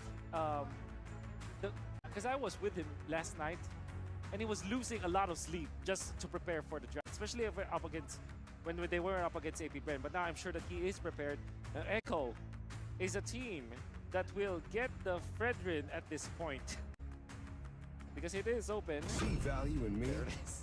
Signature Call TV pick. I think since before M4, it's always been the first pick prio for Echo, and that has been the main reason as to why they've been so dominant, right? So much pressure in the jungle. The Arlet also continues to be a prio pick here at MPLI 2023, even in the grand finals. The change, that slight bit of change, Wolf. It was the ultimate that got nerfed, the base damage, and now slowly but surely, Moonton, they're readjusting it back. He's back. You're right. Okay. Thank you. When you're looking at RCPH, Matilda is not open, but we know that they can pick up the Guinevere right now. And typically what they answer with the Fredrin is, again, the 1-1. They can pick it up right now, but knowing RSG Philippines, they might just resolve for something like a Beatrix earlier on. So I'm thinking Guinevere plus Beatrix for RSG Philippines. Let's see what it is. It's the Martis and the 1-1, not the Beatrix. They want to go for some big playmaking. It's a lot of momentum for RSG, so it kind of already fits their playstyle. By the way, another fun fact for you guys watching back at home. We've got a lot of fans in the building, almost a full house. It's only the right side, a very small part where we don't see people, but for the rest of it, it's full. And I can hear the chants for Echo. Wow. I mean, we saw that at M4, right? I think everyone was expecting with a full PHPH Grand Finals, especially in a World Championship level in Jakarta, with no Indo teams, you would expect, oh man, you know, it's gonna be a what's the opposite of a full house? An empty house, right? An empty house. But you know, here it is. The Indo fans, they still show up. They still show support. Understanding that at the end of the day, we are all part of one community, and we all share the same love for the game. And with that being said, let's head into the second phase and see the Angela and the Guinevere taken away by Echo PH. Ixia is the option for RSG PH to take out. And I think we've seen these swaps coming through, the Faramis and the Valentina. So far it hasn't worked out, but why do you think this is the case here for Echo? I believe that it's comfort. Sanji, this is what I want to take note about Echo, especially for MPLI. They will just resolve to their comfort picks. I think that they're the more comfortable they are, the better decisions they make in-game. It might not matter if the composition of the enemy is stronger or like if it's more meta, you know, more fit in the meta. If they pick up the heroes that they're comfortable with, like the Valentina for Sanji, eventually there could be a Cho for JP and the Minotaurs. Perhaps get the carry even at this point for Echo. You know that they can make better decisions in-game when they have comfortable heroes. I acknowledge that and I appreciate that sentiment for Echo, but does that not make them predictable? It does. Because I think, if I'm not mistaken, they have the smallest hero pool shown so far here at MPLI. Exactly, and that has been the trait for Echo. Doesn't matter if their hero pool is smaller compared to others, they play it well. They just are going to be guns a-blazing, battering rams, going onto your opponents, and now RSG. Typically, when they see this Claude, they pick up something like a Yu Zhong. But maybe something like a Terizla might be the better choice for RSG Philippines in this case. Because of the presence of this 1-1 so that they have a lot of frontline, then Franco is also a hero that they pick up together with the 1-1 so that they have guaranteed ways of securing the crossbow tank. Instead, it's the Paquito. I am the power of light and the Kaja, of For course. Nats, he loves it, always. And for Light, a very solid hero to have some lockdown there to provide a bit more of an easy road for the 1-1 to crack those weakness points and win these team fights. But look at the end of this draft for Echo. Against the 1-1, against a whole lot of dash, they pick up a Phobius and flex the Arlet to the roam, to JP. With all due fairness, it was JP who first did the Arlet roam in MPL Philippines playoffs. Did it again in the group stages, and now in the grand finals, going to be using it. Fits the profile of how Echo wants to play this game. They want to play aggressively, and with this Phobius, knowing that his matchup is going to be the Paquito, it's just impossible to lane in that case. That's why I really like this Phobius last pick coming out from Echo. And it's almost instant the way that they picked it, right? They know that this Phobius will win in that matchup. And here it is, ladies and gentlemen, the first step to crowning the MPLI 2023 champions. We're brought through these amazing graphics. Thank you, production team, once again. But here it is, the PH Grand Finals. We have Echo on one side, RSG on the other, as we bring you into the land of dawn for the first game in this best-of-5 series. Let's get it. Hey, in the bottom lane, XP Sanford already going to be bullied here by Nats and Light, trying to go for a very early cut to the game.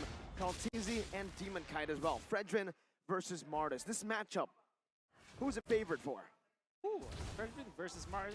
I still feel it's going to be Fredrin. Like, there's a lot more ways for him to recover. But when it comes to snowballing, especially with the Kaja that you can secure the kills with, you're going to go with the Martis in the early stages of the game.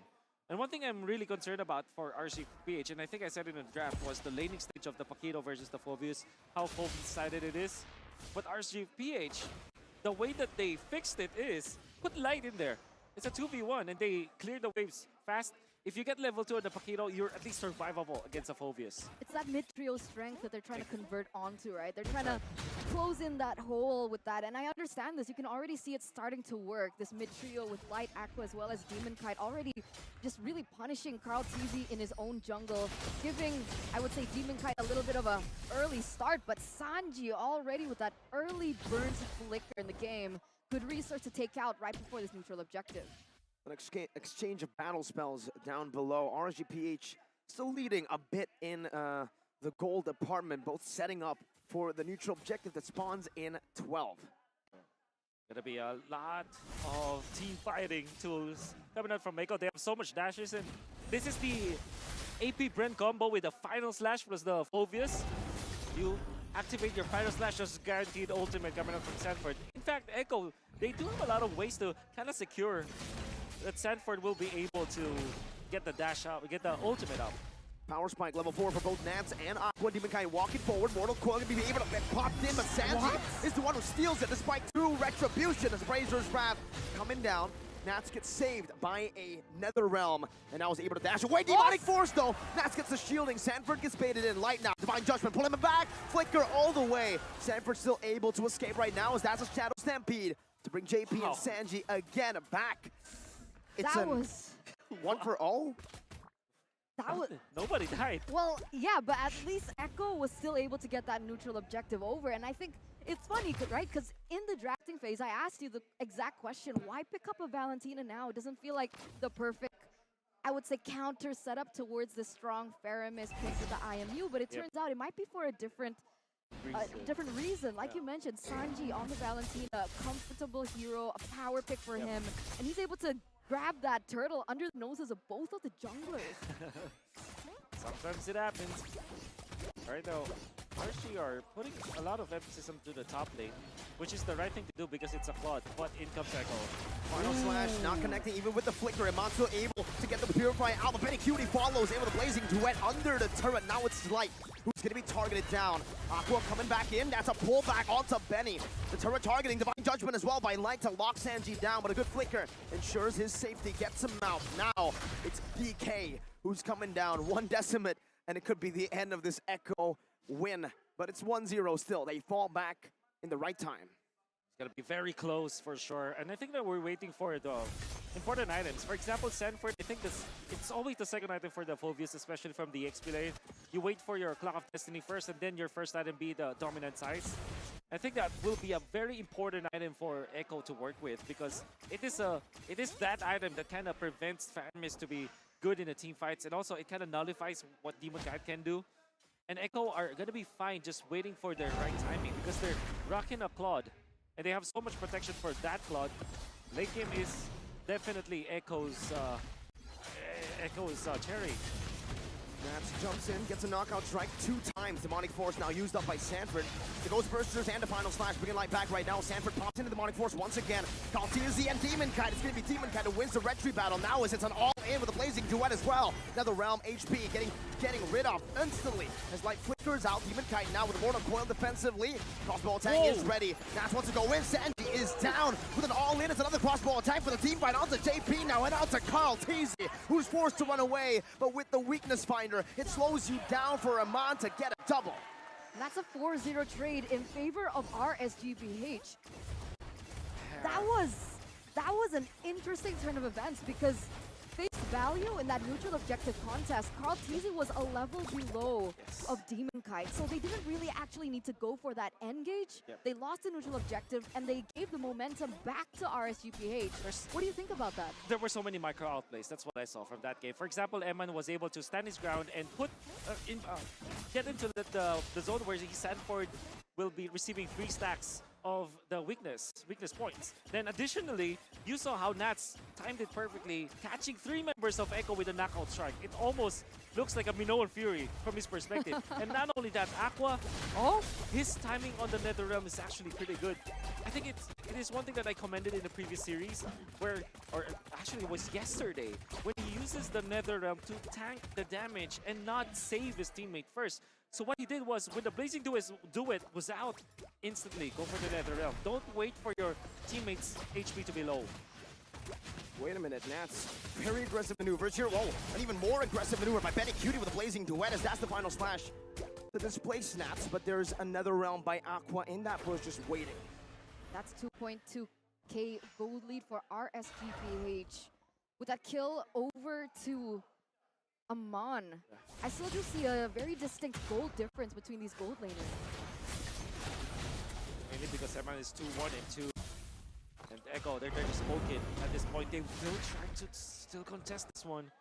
Level 8 Carl Teasy, level 11 Demon Kite. 3 levels? Carl Teasy not having a good game right now, but Divine Judgment locks JP down. That's a crossbow attack as well by Iman, but it's going to be tanked up in another realm. Demon Kite wins out the retry battle. Now it's Nats in the back line. JP going to be taken low, but the taunt there saves him for a bit. Aqua follows it up and finds another. Sanford in the back gets another. It's a 1-for-1 trade in the team fight so far. As Kaltizi gets a massive Appraiser's Wrap, but Demon Kite's back in. with a mortal coil, chasing Benny down. Sanford rotating over. That's Demon Kite, way too overextended and punished by Echo. 2-for-1 trade, but Echo still, no, RSG PH still pick up that neutral objective. Are these trades ultimately good for Echo? I mean, they've been forcing all these team fights. They have been getting a little bit of kills, but at the end of the day, it's still RSG PH with the gold lead. Absolutely not good for Echo. It's mainly because Kartiz is losing on gold, and surely you did take out Demon Kite, but having, what, 2 levels up on your jungler, it's really unforgivable for Echo. They really need Benny to do the heavy lifting now. And speaking of heavy lifting, we're talking about Nats being the Hulk for RSG PH. I think he's activated. He's smashing right now. Knockout strike. Oh, Betty's running away. The final slice doesn't connect onto Nats. Forces a whole lot of resources from the side of Echo. And JP is going to be the one caught Demon Kite. You dash to him and he decimates you. RSG Philippines are on a different level right now. And I think that the fact that they played in the earlier series with a massive win against APBR, their morale is much better compared to Echo because of the momentum. And I think that you can see it through through the way that they are handling their heroes, their characters. It kind of seems fluid for RCPH. What I'm trying to say here is RCPH looked like a team like well warmed up, well oiled up. I think that they have better decision making compared to Echo. So why do you think that is? I mean, this is not something that I recognize from Echo. They understand that they're in a tough position, yet they keep forcing the same thing, looking for a different output, but the return is exactly the same. They're still losing trades. Yeah. Why do they keep forcing it? I guess because it's they feel comfortable with their signature heroes. They feel very comfortable with their draft. Honestly, I also don't agree with their decision making, but here we are. They're gonna contest once again. Let's see if Echo can look for a big fight. It's Divine Judgment time. Light gets it. Another realm instantly by Sanji. A big resource for another. 1-for-1 in the resource battle. Sanford up. Demonic Force now into the mid lane. Nats and Iman need to be very safe. The Demonic Force continues over to Iman, and now there's another round from Aqua forced out. Crossbow Tang now used up already. That's a flicker defensively by Sanji as they look for the Lord. Demon Kite versus Carl Teasy. Sanford low and a Decimate. 2 Decimates from Demon Kite. The Mortal Coil as well. It's not just 2 Demon Kites. It's 3. It's 4. It's a Maniac for DK. But Carl Teasy, against all odds, was still able to pick up that Lord? What? It's all about wasting the resources of Echo with the Demonic Force activated on 2 members of RSG Philippines. Aqua once again with the timing on the Netherrealm saves his teammates and puts Sanford as well as JP in a very bad spot. You can see that when they tried to go back to their team to kind of respond with their teammates, what happened was they were nailed down by Demon Kite. And obviously the damage output was enough. Finding Haltizi, and again, Echo didn't have any chance to win that team fight, especially because they're down so much gold and EXP. And they suffer the results. They lose 4, they lose the Lord. And it was so unfortunate that Sanji had to waste that Nether Realm right before they even went for an engage. And I think that would have been a very valuable resource if they want to play that long-term team fight, especially against Aqua. Yeah. Demon Kite 5-1-5. And fortunately for Echo, they did steal that Lord. That's why they will have a little bit of farm, a little bit of a way to farm up. Bendicuti already up with a Corrosion Scythe. Yeah. Nevertheless, the defense will be there for RCPH in all lanes. Now for Echo, they're gonna really have to dig deep to find a way back into this game. 3 base turrets is all that is left of Echo's base. RSGPH, we know what happens when they get the snowball rolling. It's no longer a snowball, it's a death ball. And they're utilizing it here in game number 1. Like you said, Wolf, with the momentum of the last series victory as well. Yeah, you can feel it. You can feel how they move. It's very fluid. Even Nats is not making any kind of mistake. He is on point. And even Demon Kite with, what, this is probably the 3rd game of the day for the Martis. As he's playing that Martis, it kind of feels like he's improving his movements every single game. What about the items here? 11 minutes in. I mean, can Benny QT still come back and hold the team on his shoulders? Yeah. What about his items? He's 3 items in. Yeah, the fact that he is just 400 gold behind Eman, that's actually pretty good for Echo. And also another important item is the Winter Truncheon available for Sanford. I can imagine that more members of Echo will eventually get that item to counter this 1-1. But most specifically for Sanford, that is very important. The item timing will be great for the team. Hopes that they can win that team fight that way. Now though, RSGPH, it feels like they're playing their usual strategy, does it not? Aqua on the Faramis, you have Nats just continuously controlling these side lanes back and forth, and even now he's starting to manipulate to set up for the neutral objective take. This is typical RSGPH. That's right. They got the comfort picks. Comfort picks and comfort plays now too. All right, JP walking forward, Divine Judgment instantly lock him down, and that's him taken out. Not even a crossbow, a tang by Iman, he holds it in. Sanji stole another realm, but now it's also used up. Kaltizi is inside of that Lord Pit right now. Iman going forward, baiting out a few of these demonic forces from Sanford as Kaltizi goes at it with Demon Kite right now. It's a 1v1 retreat battle, and it's the GOAT. Kaltizi who finds the Lord, but Iman gets a solo kill. Now it's an all-in to the bottom side. The knockout strike to bring Sanji all the way to the Decimate. That's him taken down. Now it's Carl against the world. And the world wins. The Decimate takes him out to give Demon Kite 2.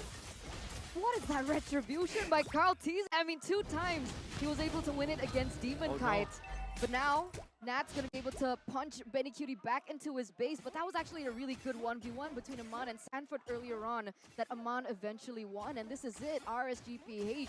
This is their very own rumbling. Final slash, only onto Light. And it's only Benny who can clear these waves. Single target damage, man, you're not going to be able to clear all of it. And it's a base turret, despite Echo being the ones to secure the neutral objective. You gotta have to hand it to the GOAT, the young GOAT, able to steal that Lord even when he was actually a level behind. Exactly. And I see that he is actually juggling between the taunt as well as the knockup coming out from the Fredrin. But even more so, he was really much on point with the retribution. And that's something that you can give to Carl Teasy for sure. Still not level 15. But RSG Philippines, that snag coming out from Light onto JP. They even forced the NetherRealm, and they want more. Good reaction by Benny Cutie right there. Now the whole team's baited out. The final slash from JP. That's a big one with a flicker comboed in. Now it's another round. The demonic force falling through all the way to the back line. And Mon giving him a lot of resources to just continue to pop this demonic force. Echo on the chase. And Mon finally getting out of that range, getting into the base turret. But now it's Echo who are fighting, who are winning the fight, despite a 4,000 gold deficit. Demon Kite, Mortal Coil, giving them enough space to clear the minions out. It's Aqua with the Ghost Bursters. Echo, do they have a chance to completely win this? Let's see, the conceal. Used up by JP, all just to back away for now. What in the world happened there? Light gets taken out and instantly Echo's able to hold back the ball? Echo just super on point when it comes to identifying some weaknesses from their opponents, even when they're behind. They found an opening onto the front lines, and the RSG PH utilized their NetherRealm just to save Light. Then eventually they took over.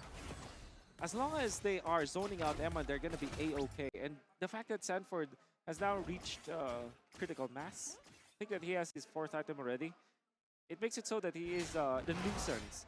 Obviously, he feels the damage, and he's very tanky, but more so, it's a disruptor for RSG PH. It's like he destroys the formation of RSG Philippines. So, in the coming team fights in the late game, Sanford's role will be so important for the team.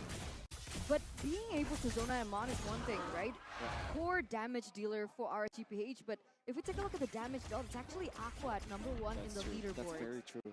That's why Carl TC went in for the Athena Shield, and I reckon Benny Cutie will have to consider it also.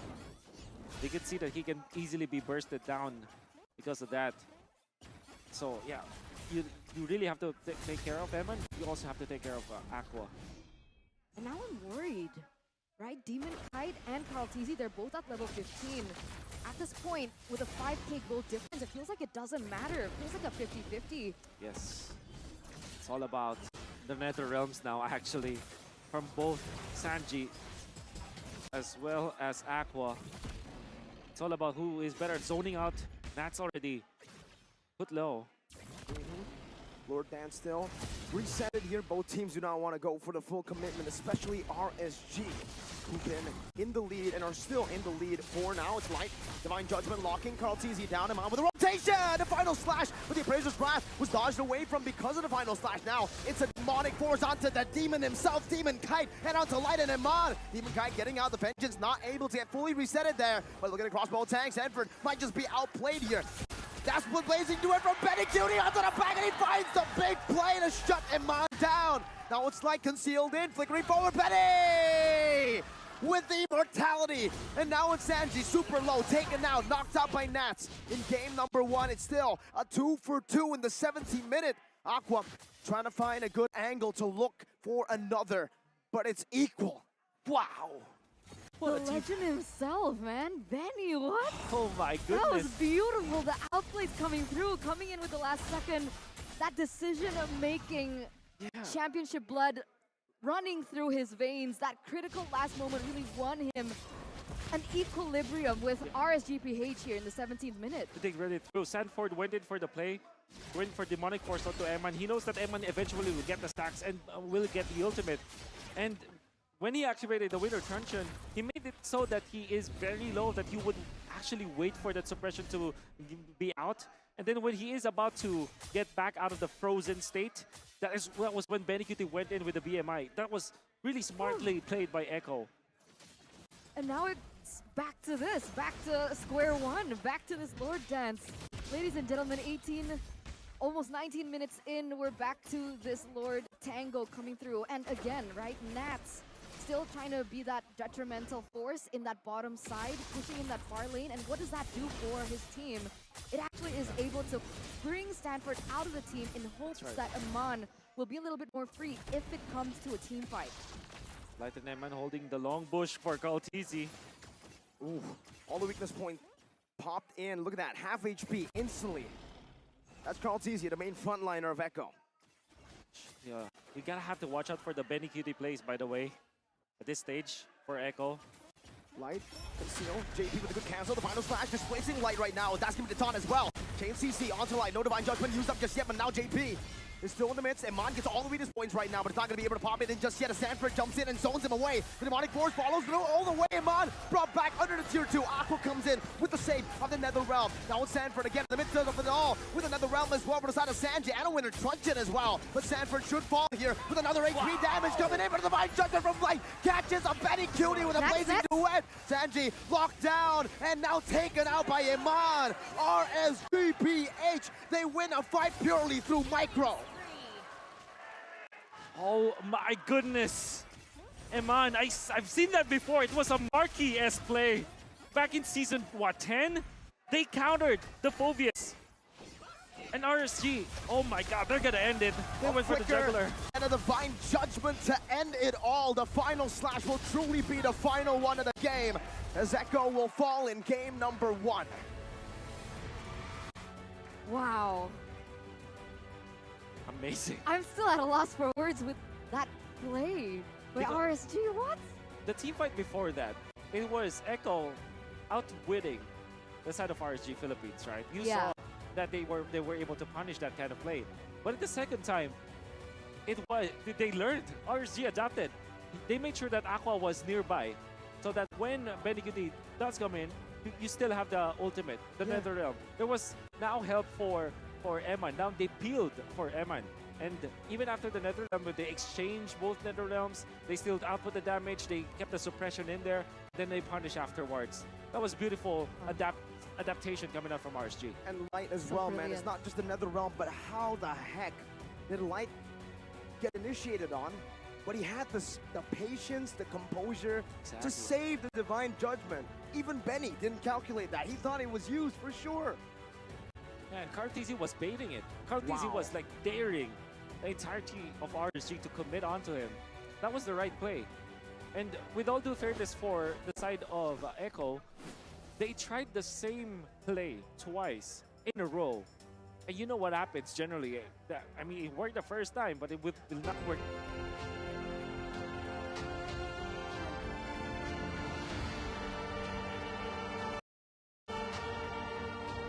Staring at Aqua the entire time because you mentioned, right? Okay, in this team fight, it's gonna come back down to the Nether Realms. And I was like looking at both Sanji and Aqua. And then the amount of times when their friends are so low, but he still holds it on, understanding the calculation, knowing that, no, they're not going to be taken down. It's fine. Just hold it on for just a little bit longer. And then finally, after Nuts couldn't hold Sanford long enough in that top lane, and when Sanford finally came into the team fight, that's when he clicked in the Nether Realm. And I was like, that was so beautifully done, because like, if you don't understand Faramis that well, you would have popped it way earlier, man. Oh. It's the masterful plays from both these Masterclass. teams. A masterclass for sure. Eman was 1 HP when Aqua decided to use that Nether Realm. He really calculated it all the way to the end. What I like about Aqua is that he's showing us different ways to approach it. Sometimes he pops the Nether Realm before even the enemy deals the damage, because he knows that he can attack something like the electrifying beats or maybe the blazing duet. But sometimes he makes it so that he can bait his opponents. He's very smart. I think that it should be banned, honestly. Aqua can't keep getting away with this. But our MVP is Demon Kite, 7-1 and 11, 86% team fight participation. Might have lost important Lord fights, but he's never losing the team fights. Only dying once in this game when he was gone upon in the early stages. But during the Lord fights, where eventually Call TC will steal that Lord with the Lord hands, he makes it so that the punishments were even greater than the rewards for the side of Echo. So Echo, they do secure the Lord, but they lose 2 heroes that eventually translates into them losing the jungle as well. And that happened even in the early game when they were trying to team fight around the turtle. They were going upon, they were turning into heroes for the side of RSG. That's why when the turtle fight ends, Echo is surely losing some gold because of RSG just overtaking the jungle.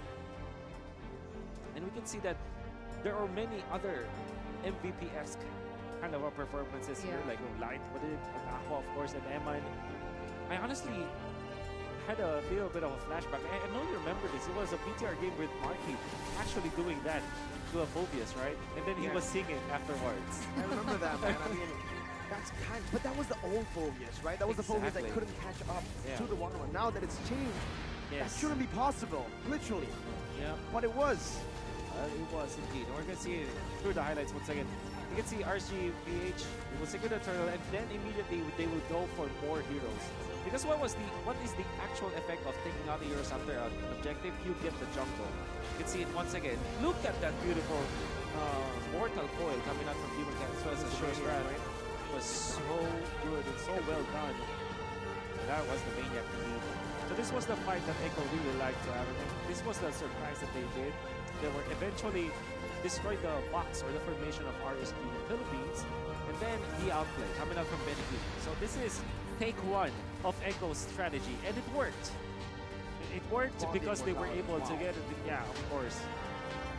Quick bites coming up from Benedict afterwards, and then they will try it again, but it will not matter because Demon Cat was already in front, like zoning out the members of Echo, and then Eman. Look at Light and Aqua, literally mirroring what Eman is doing. Yeah, it's like they are conjoined, you know. They're moving as a unit because they know that the last time that Echo was able to outplay Eman was when Eman was left alone, but this time they didn't. They babysat essentially Eman at that moment. The fact that RSG PH can adapt that quick in a single series in the span of just a few minutes. Exactly. Oh, Miracle, that's dangerous. It's almost like there's a wheel on top of his head that spins every time, and whenever he gets to a point, they adapt. Exactly. The RSG. This is such a game worthy of a grand final. I mean, I'm saying that because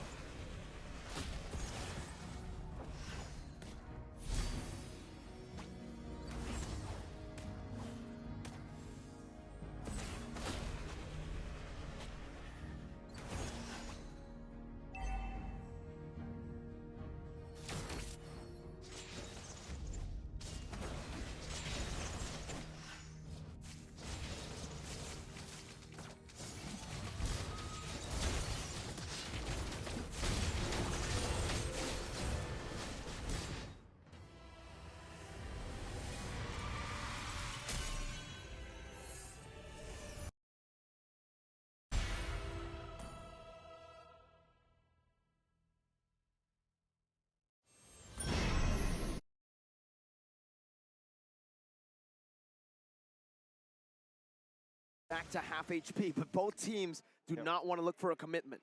Yep. They want to go and get level 8 for both of their junglers. And of course, the mid lane being pushed out. Sanford doing the right play this time. I think the turtle dance is now going to be heavily in favor of Echo. Seems like RSG just gave up on the turtle, just opening it up bit by bit, but DK, shield unity. He doesn't want to give up on this one. Karl'Tezi gets a good knock-up and a taunt, but Nats is able to fend off from an engage. Now it's Sanford. It tries to zone. Yeah, it should be free here for Echo. Karl'Tezi doesn't even need to go with the retreat to secure it. I'm not used to these team fights, these mind games. You must be super used to it, but light goes in. Requiem and a spatial migration. Karl'Tezi is actually taking a turret aggro and will just get melted down. Demon Kite picks the kill up, and he's a level ahead of Carl now. But the question is, what is he able to do with that kill, right? Sure, he's able to get a pick off to Karl'Tezi. Whoa! Oh, Benny Cutie. Very aggressive maneuver right now. Is he going to be knocked out by a spatial migration? 1 HP. Benny Cutie still able to survive with the Minions Fury coming down. Benny Cutie looking for all the weakness points. My God, gets out. Wow. Wow. I think that both roamers and supports are doing a great job for their own marksman, right? But Benny Cutie. What? So low. But he's still alive, and Light is not able to find that kill. But Echo aren't able to find any kills either unless Sanford rotates. That's a taunt. Now Light, still able to dash away. Karl'Tezi takes him down with a quick stab with that first kill. I'm liking this. I mean, even with RSG are trailing by 2,000 in the early stages, you would automatically assume that they will not be fighting. But they are actually forcing out the 1-1 in the early stage with a Claude. And this is the benefit of having the Angela. But then again, RSG PH, they still have to solve this. And Echo, both of the team's supports are doing a great job, like protecting their marksmen. So I'm very excited. Now, can we fast forward to the late game and see how they team fight? Because I think that's how that's gonna be very electric, you know. It's hinting towards that for sure. And Aman still able to get out with a BMI, but Sanford again on this Benedetta 102 so far. Do you think that he might be that X factor for Echo later on in these team fights? Everybody's going to be an X factor for sure. But yeah, I think that they're key heroes. I think that every hero in this particular game can change the tides of the game. Yeah. Right? Even the Angela, the right amount of heart guard. And the Claude, of course, a win condition kind of hero. Oh, Nats though, given enough space. Crossbow attack used up now with Minions Fury. Nats able to dodge away from that one. Goes in for a re-engage with the help of the hard guard. Light and Demon Kite going for the back line. Demon Kite with the shield unit now only locking JP down, but he's able to flick around now. Sanji maneuvering on, getting a terrifying on the 3 members. Nats still able to survive for a bit, but Sanford comes in as a 3-man Petri, and Demon Kite and Light should be falling down to the Appraiser's Wrath, and another Sanford picks up a triple and gets out with 1 HP. What did I tell you? What did I just say before that engage? Sanford now instantly 4-0-2, but amazing play by Sanford on his signature hero, but I gotta give props to Karl'Tezi. He made Aman a complete non-factor in that teamfight because he was able to zone him away in that mid lane. The perfect setup for Echo. Oh, well done coming out from Echo, particularly their marksman as well as Sanford with a 3-man Petrify. One thing that we can actually anticipate from both teams is that they are not going to use their battle skills just for nothing. Like, even if they see like a good opening, they will not immediately pick it up. They are going to be looking for the right moment to activate it. And that's what literally Sanford did. Jeez. Good dodge coming out from Nats, JP as well. But they know that eventually they have to wait for the right moment. I mean, Sanford could have activated the Petrify earlier on, but he waited for Light because Light could turn things around. Then found Demon Kite, gets a triple. Smart plays coming out from the members of Echo. Comfort heroes, man. Power picks from Echo. Just really proving that they don't need necessarily a big hero pool. All they need is heroes that they're used to, that they know the ins and outs of. And this is the advantage that they're getting. I mean, Sanford in a 2v1 right now. Eye getting out, Blazing Duet with the Petrify. Now Sanford trying to cancel it out. He's bought enough time for the bottom lane, for the Lord to come crashing down, and Benny to get a free turret, tier 2. In the mid lane as well, it's going to be Echo. Final slash, by Sanji there. A bit of a sweep to Natalia. They caught him. That's an important one. Unfortunately, Echo will not be able to push, and they will be disciplined about this. They know that they can. They already took out all of the outer turrets, and they also forced out the divine defense, holy defense from the turrets. That's the passive of the turrets for the 12-minute mark. So they're Holy defense, really happy. HD. Yep, the It's like HD. game. Wolf is such a nerd. But that's so good though. Now we finally know what it is. You've been saying it for so long. What do you call Lord's Ultimate? The dash? charge? The charge. Oh, the charge? What is it? Take a guess. The holy charge. It's pretty boring. It's turret dash. Oh my, Okay. dude. I'll just call it a charge. Yeah, the charge sounds better. Either or, Echo still holding this 8K gold lead in the 11th minute of the game. Despite what we saw in game number 1, this is a very different turnout as to what we saw. Echo really just claiming back control on, I would say, individual performances. Yeah. From Carl, from Benny, even Sanford making that play. Sanji has been huge as well, and JP has been really good Yep.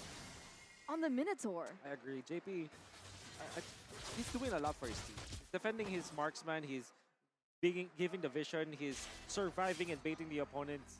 And most importantly, the setup. Specifically, the first turtle fight, the 4-man or 3-man Minoan Fury gave so much of a momentum for Echo to work with. And now they're leading by 8,000. But then again, RCPH, they have been in this spot before. So, the timing on the spatial migration, but now it's a stolen hard guard from Sanji. It's literally the San duo. Wow. Not the Sansan duo. Takes the light out of RSG. Exactly, that entire movement, that Combo. entire rotation coming in was negated. RSG PH, they were banking on having one member off the board. And it failed them just because of that. Echo now with an uncontested Lord in this 12th minute of the game. Free Lord just because of one copy hard guard coming off Sanji. And now Echo is definitely very comfortable with this here. I'm thinking about like what the comeback is for RGPH. It still is initiation coming out from Light, damage coming out from Eman. When it comes to their defense though, I'm not entirely convinced about their wave clear. It's not as strong as something like a Farsa, Xavier. They do have the Claude, but they kinda need to get up close and personal.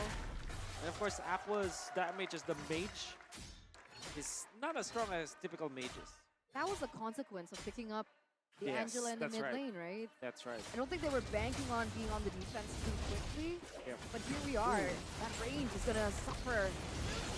Oh, Nats is brought back all the way by a final slash from Sanji, but now it's called Tizzy, who gets the same treatment all the way inside of the base now, getting the healing as well, getting a good time, but Benny goes in as well for a lot of damage. That's him in his Fury, knocking up Demon Kite, and Benny Cutie on the crossbow. A Tang will finish off Nats, and now it's another light in the base. The base is wide open, opened up by the likes of Echo. There's a spatial migration connecting on the 3 right now, as that's a triple kill for Benny.